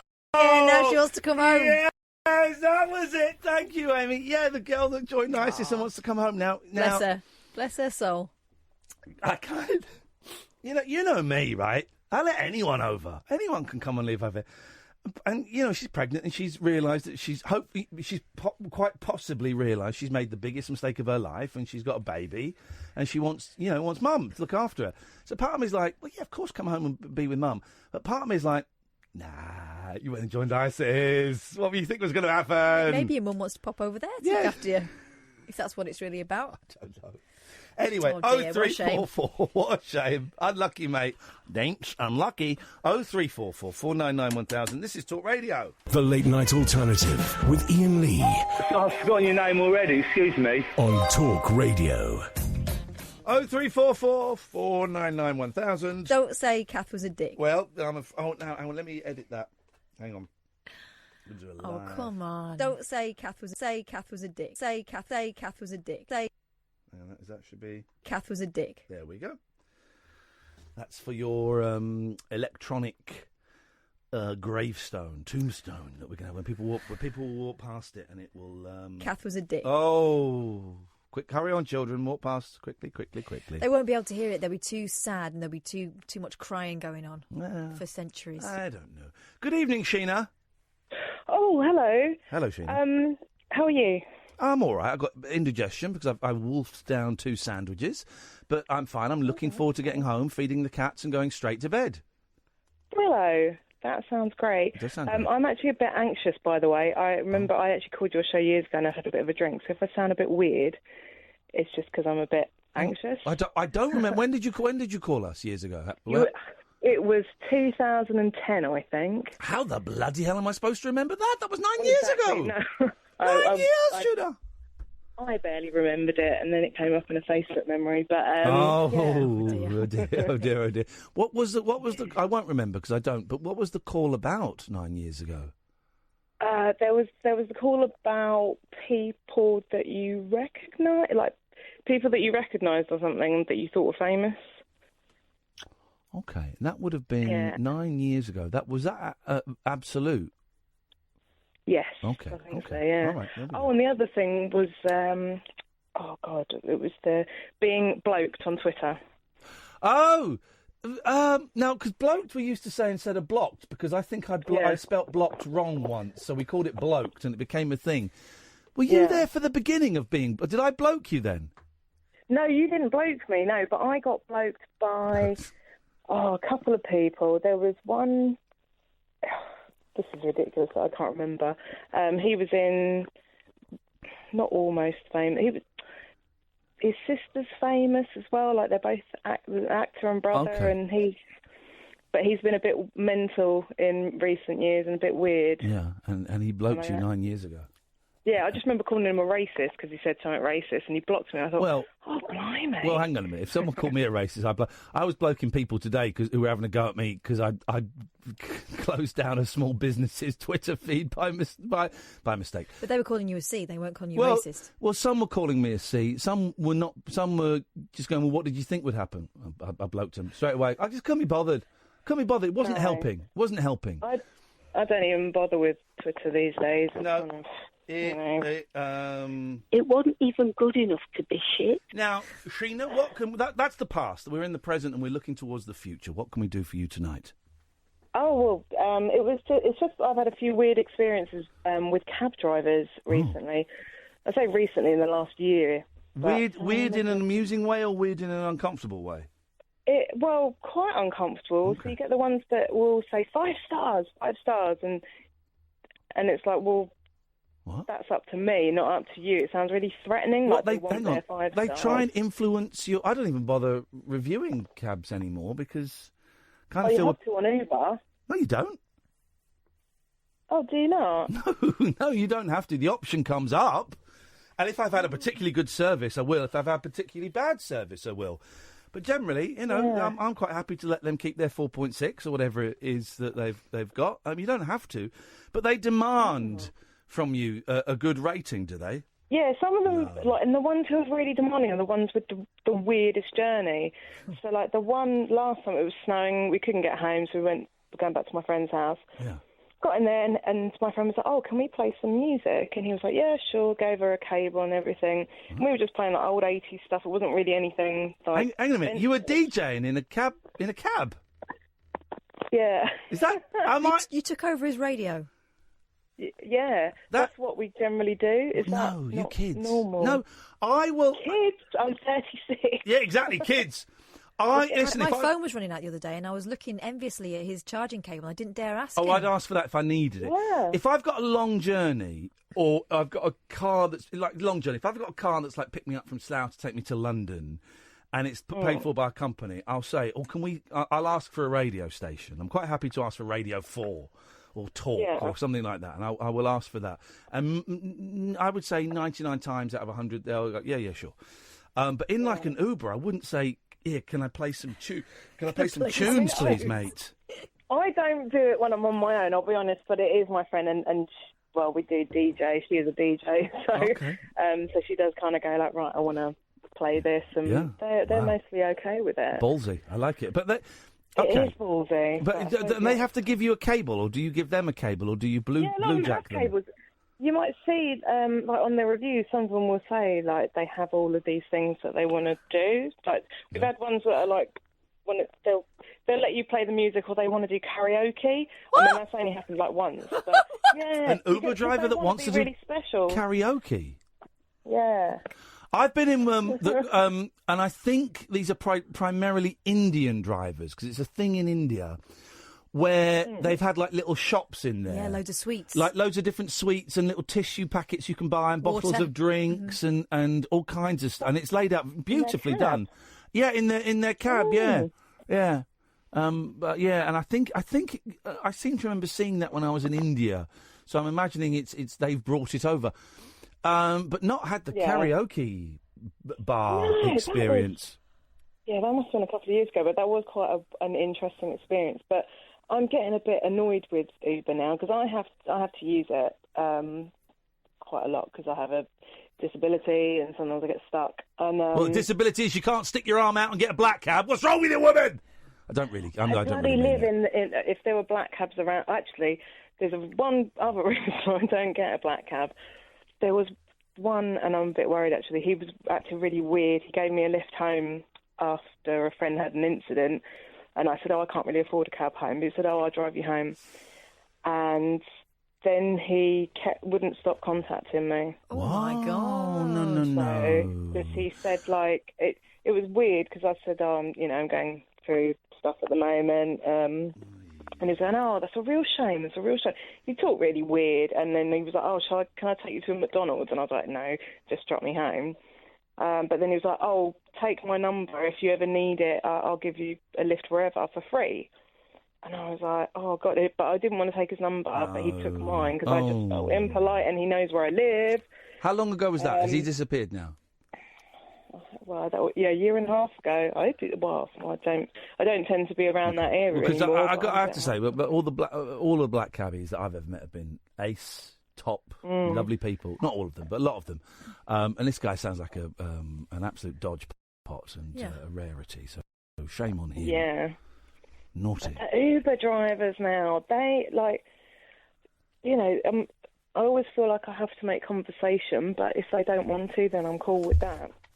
But just so many weird ones now, and like I've not had a weird one, but I wonder if it's different for me being a big 6'4" bloke. I'm sure it's a completely different experience, or it can be a different experience for a single woman. I had one tell me how special I was and how he jumped at the chance to pick me up because I had a high score and I was like a unicorn. That's okay. Is that creepy? That's okay if he meant it in a nerdy way. I think he meant it in a nice way, but I didn't know what to do with it. Well, you should have got your horn and shoved it up his jacksie. Yeah. Yeah. I think that's... I mean, I would not say that to a woman, partly because I don't know what it means. But, maybe he was He was fine. Yeah. He was fine. They've all been fine so far. But we remember that guy that we had who was, like, flipping off bus drivers and stuff and driving like a maniac. Yeah. And I just kept laughing. I felt brave because you were there. If I was on my own, I would have been a bit... yeah, I mean, I was laughing and going, yes, man, go and cut him up! It's only because I was terrified. That's just reminded me actually of a time at school when a load of the kids from my school, I think I got on the bus before or bus after. Anyway, this driver, he picked all the kids up from school and then he just started speeding and he didn't stop at any of the stops and he was just driving around like a maniac. Apparently they were stuck on it for at least an hour before the cops got him. So, but the cops, did they have to do that thing where they throw the razors out into the road? I don't know, but it's sounded like, well, it's one of those things that you think now you'd be terrified, but as a kid, because you're there with all your mates, you're like, this is insane, this is great. Oh, here we go, look, I don't know, Bill Taxi, West Ham fan, Essex black cab driver, has just tweeted us, try harder, then he's done 2 poo emojis. What does that mean? Sorry, Bill, did I not defend your did you not hear what I just said, Bill? You're one of the scumbag ones. I said most black cab drivers are nice people, right? And you're one of the scumbag ones, sending me an emoji with feces on it. Maybe he's angry because Sheena didn't call him back. Bill, Bill, jog on. I can't remember his name. I hope that's not him. Yeah, his name's Bill Taxi, and Bill Taxi can jog on. Bill Nobsky. Stop being creepy. Why does everyone have to be creepy now? Everybody's creepy, I'm afraid. It's the fashion. It's de rigueur. And that brings me on to another Uber driver. Oh, yeah. Where I thought, right, I'll be nice to him and have a chat to him. And he seemed okay. And then he started talking about how, I think not Israel, but somewhere like that, where he was a bodyguard for really famous and really rich, powerful people. So he knew how to use a gun and had a gun license and that. And that made me kind of go, this is scary. Yeah, why do you need to know that? And then I just asked him, where he got his tattoos from. So I thought, we'll just change the subject. And then he was going, have you got tattoos? I like girls with tattoos. Have you got tattoos? And then, I like girls with tattoos. and then he was like, and then he went, so have you ever dated an Uber driver? Oh my! I thought that's such a strange. It's peak time. Would you like to feel the surge? I mean, it really is. Come on, guys. Being an Uber driver is not a place to pick up. Being a driver literally of any it is. Well, I suppose. And drop off. Okay, yes. Yeah. I suppose so. Literally, just do that, and then let people be. Yeah. About your business, sir. About your business. Let it be. Yeah. Hey, Sheena, did we get to the point of your phone call, or was it just a nice meandering chat? Because I enjoyed it. I can't remember if I said about the medication post you made earlier, or if that was another. Oh no, you didn't mention that. Oh, okay.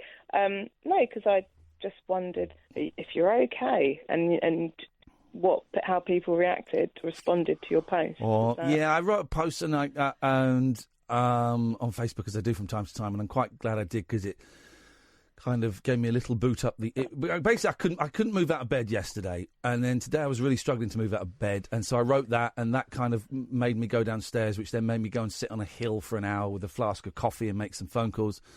So, and I made the decision last night and this morning that I was going to go back on the meds, and I've kind of spoken via email with my doctor, and he's going to send out a prescription this week, and I'm going to go back on the venlafaxine, man, because apparently it turns out wanting to die all the time and not wanting to see your kids or the people that love you, turns out that's not normal. Turns out that's not a normal position to be in, and there is an alternative. So I'm going to have a little look at the alternative and see what that's like.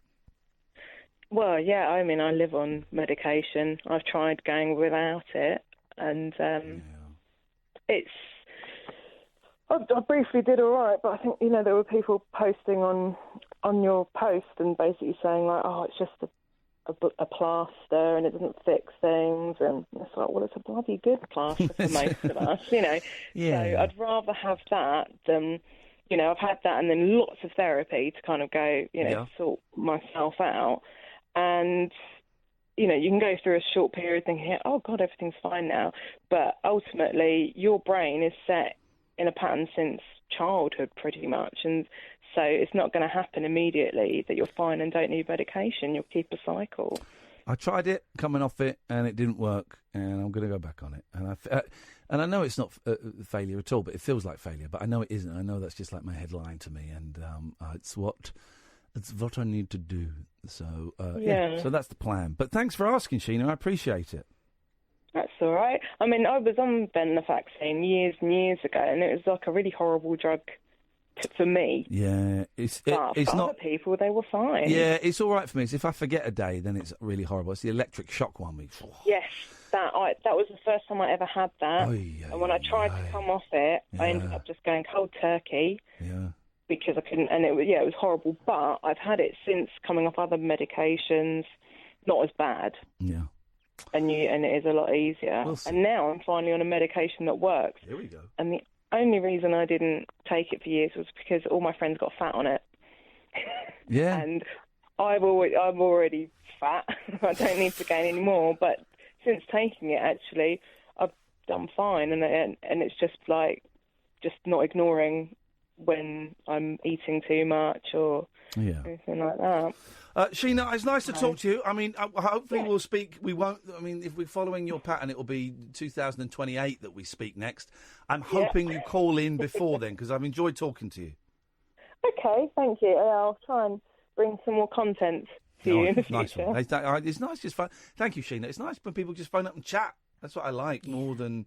I like all of it, but it's nice when they just phone up and chat. Thank you, Sheena. We've got 20 minutes or so before Paul Ross. 0344 499 1000. 0344 499 1000. You speak to Amy tonight. She'll take your name and number and give you a call straight back. This is the Late Night Alternative with Iain Lee and Katherine Boyle on Talk Radio.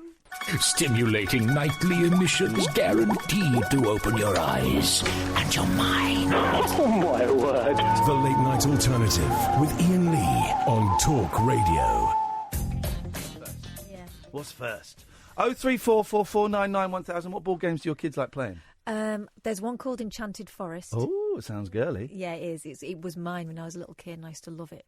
So you get it's a memory game. So you've got a board that's set out like the Black Forest. It's this sort of spooky thing, and then under each of these sort of pine trees.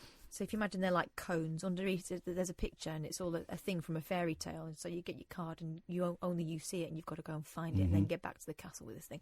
Anyway, so they like that. What else do they like? They like the Game of Life. But is that like the real Game of Life or the Junior Game of Life? Because you got them the Junior Game of Life for Christmas. No, but they like again. It was mine when I was a kid. Yeah. Because they like this idea of being a doctor and then getting a husband and sticking it in the car and doing all that stuff. My boys like Junior Monopoly, which is great because it only lasts half an hour, and the rules aren't as complicated. They like the game. You've got you've got like a thing stuck to your head, and you have to. It's I'm a glass of milk, or I'm a cow, or something. They love that. Here's the weird thing: I bought that game, right? And games come in boxes, as we know. And for some reason, I ripped the box up and threw the box away. What did you do that for? I've got no idea. So I've got this game, and it's just like in a plastic bag. I thought I was being, like, tidy and stuff. Why the hell did I do that? What a stupid, dumb thing to have done. I've got the boys this weekend, and Saturday, you're right.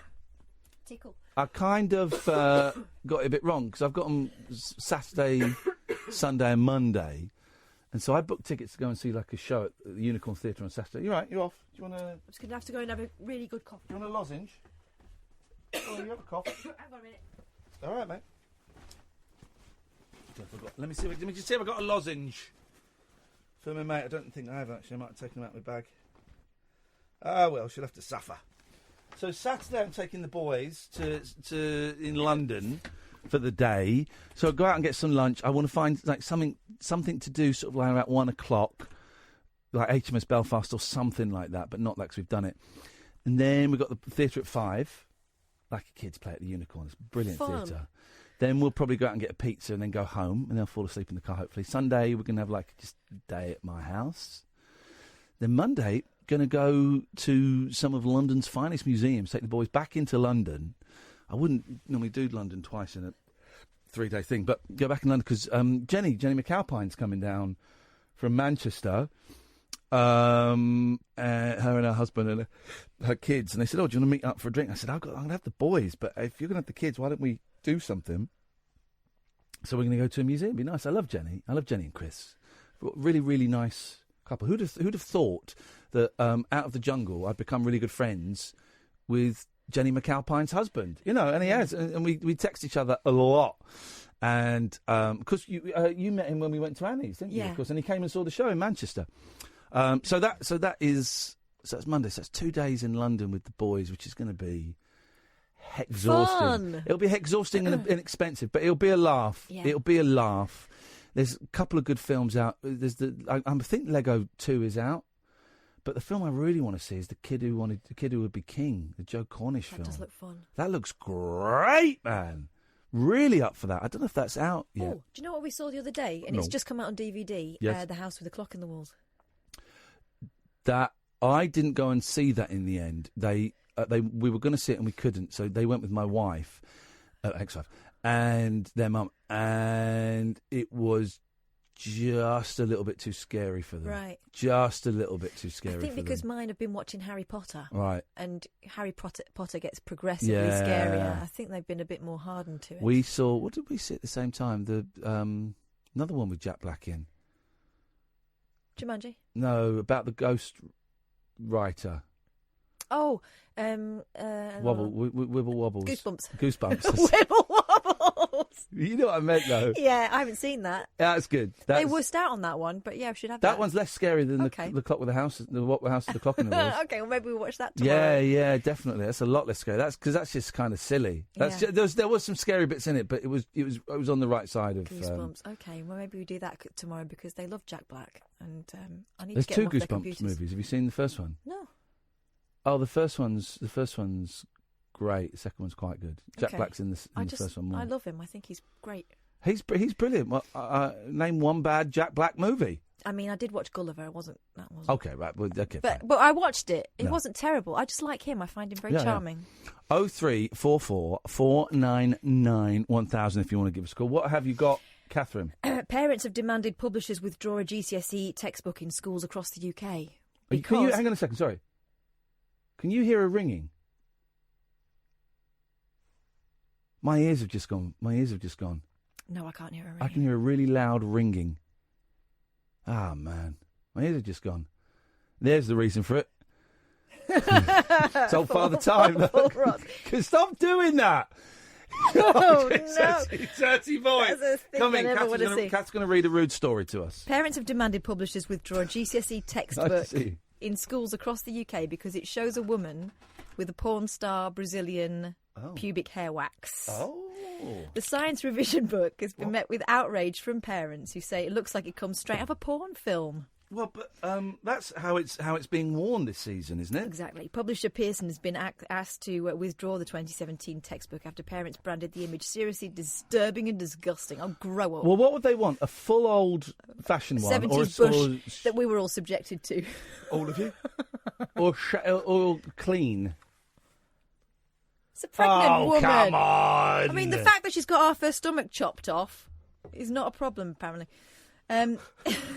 One Twitter user said Pearson EdXL was utterly disgraceful to have used the landing strip illustration in its international GCSE human biology textbook and should formally apologise. I'm wondering whether that's a completely serious complaint. On. One mother said it depicts a woman with pubic hair that looks like it comes straight out of a porn film. They don't have it in porn films. Nobody wants to see a bald wibble wobble. I love that wibble wobble for Goosebumps. That's genius. I couldn't think what it was called. Well, you got what it was. It's a similar sound. Another added on a Mumsnet forum, it may appear trivial, but it's definitely unhealthy. This is part of learning that gets drummed into girls about how disgusting they are and how they should be ashamed of themselves, how their discomfort is irrelevant to others.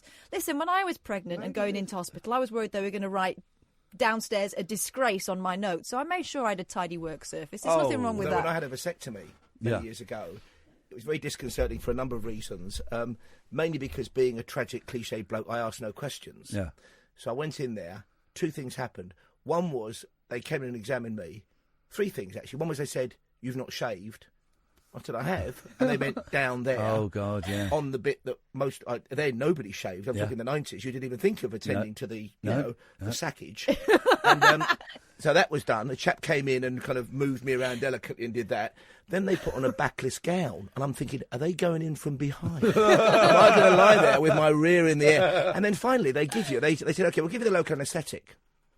No, if guys listening, and women too, because we're now in a gender-fluid era. If you're having a vasectomy, ask for a general anaesthetic, because they give you a local, which is a needle in each thing, which is more painful than I'd imagine being cut open. And what they do is they give you the needle, and then within 3 nanoseconds, this nurse, whack, any feeling? I've still got a tiny bit of feeling. Please let it sink in. And afterwards, it was like Isaac Hayes' head down there. Really? The swelling. Oh. They, I don't think they don't do generals for that anymore. It's now. I wasn't given the option. Were you one in each sackage? Did you stay in overnight? No, I came back that day. Yeah, they My do. youngest daughter Hermione then was a toddler, about 20 months. She jumped up on your lap? No, straight towards me, arms outstretched, daddy, daddy, daddy, whack. Oh, listen, Paul right? Ross his plums. Then I had a beautiful Irish wolfhound called Guinevere. Yeah. The tail was exactly the right height. I've got a double whammy. Crack, crack. It's like some kind of ninja dog. Right in the, I'm telling you. Oh, and then, it's not an attractive part. I'm glad you're unburdening all of this with us. It's not an attractive part of the human anatomy, I would say. Things you never hear, my what beautiful scrotum. No. You just don't hear that. But they sewed it up with catgut. Oh, it was like something from the Great War. It's like the last turkey in the shop. It wasn't like little delicate butterfly stitches. It was kind of somebody with a needle and thread, some big old ham-fisted NHS nurse.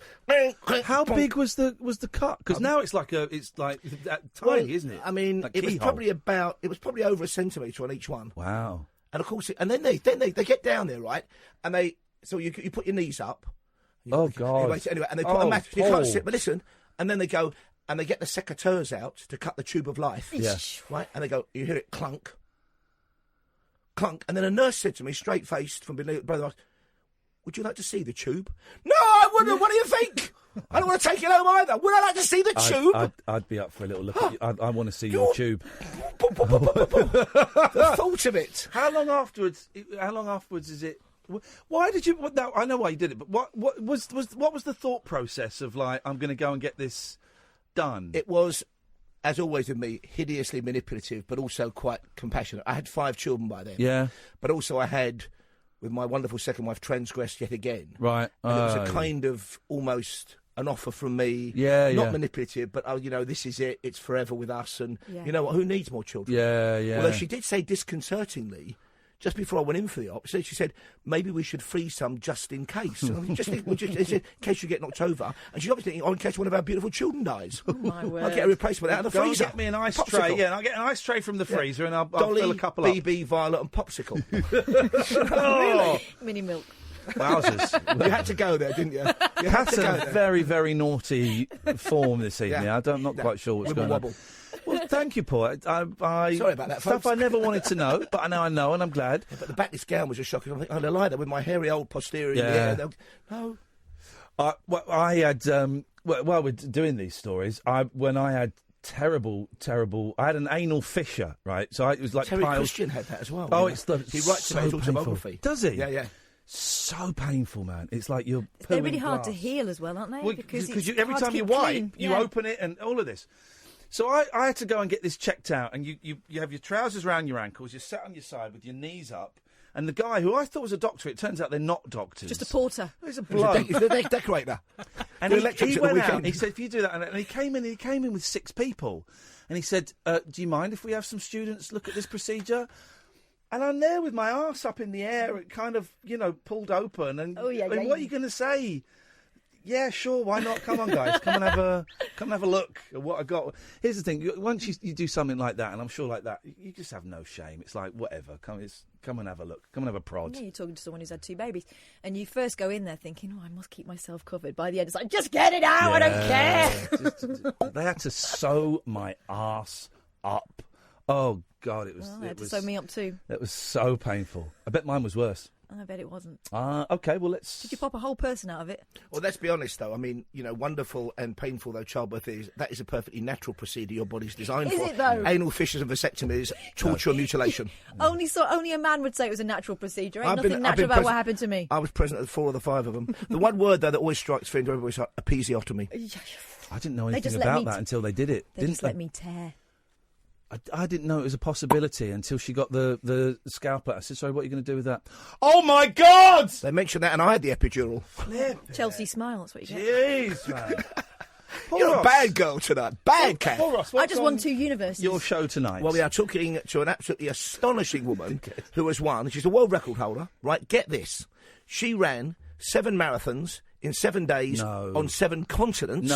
She started in Antarctica.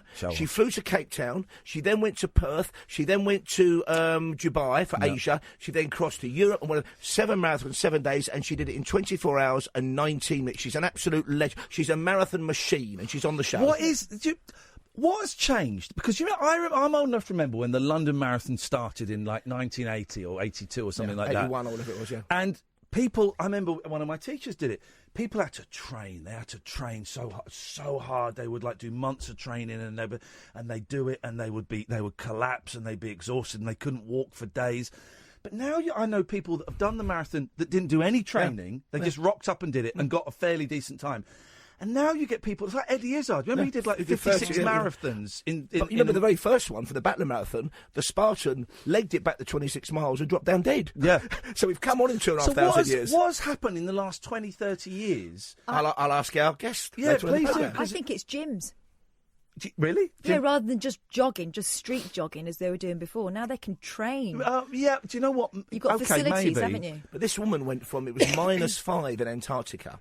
Okay, -5. She then went to Cape Town where it was +30. Jeez. In 48 hours, she ran again. Well, there's no need for any of that. You ever done a marathon? You must have been asked to do a marathon. I did it once, but I was terrible. I did it for what was then Help the Aged, so it was back in the early 90s. And I trained quite rigorously, but then I got a stress fracture in my foot. Right. And I milked that. So I ended up walking. It took me 8 hours. I stopped for a beer halfway round good for with you. Anthony Worrell Thompson. Good for you. I've got the medal somewhere, but it took 8 and a bit hours. Just walk round. Doing this job, you always get some wacky boss who goes, hey, why don't you run the London Marathon?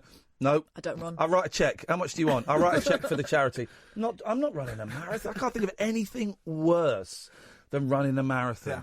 I mean, I enjoy, running's tedious and deeply dull, but actually I didn't mind the training, and then you suddenly think, I'm going through London and people are throwing water at me and sweets at me. Yeah. So I Tower Bridge, I had a nice cheeky pint. That was lovely. What else you got? We've got it's Valentine's Day today already, yes, and we are yes. speaking to a lovely but bonkers guest I've had on before. Her name's wonderful. It's like a bad hand at Scrabble, Surma Huxtable, and she's a witch, and she's written a book called Love Spells. Oh. And it includes how to get over a relationship, how to attract somebody, but also, more importantly, how to send away a bad partner. And it involves, all I'm saying is, you might go to the dark side, it involves black candles and black salt. I'd never heard of black salt before, so if you fancy a bit of witchcraft and jiggly-pokery on the show... Is this just for, sexual partners, or about partners you No, work it's about with? life partners, and she met her partner currently... mean, she's obviously crackers, poor woman, but she met her partner, God bless her, through witchcraft, and she's now, pregnant, having a baby in July with him. Wow. So, but it needs to be, you need to cast a spell on somebody you know. Yeah. You must do it ethically. You mustn't do it if somebody's in a relationship and they're happy. Okay. Of course, people will, though, won't they? Yes. All right, well, all of that is coming. A mixed bag and the usual old tosh. All that's coming after Wibble wobble. Thank you very much, Katherine. Well done on winning that game. Oh, well. To be honest, It was always going to happen. Well, I thought you kind of ruined the vibe a little bit with it. Oh, really? By winning? You Right. kind of made it a little bit darker than it's meant to be. It's supposed to be a bit of fun, and it ended up not being that. Thank you very much, Amy. We will be back tonight at 10 o'clock. Stay tuned now after 1 o'clock. It's Paul Ross. This, dear listener, is Talk Radio.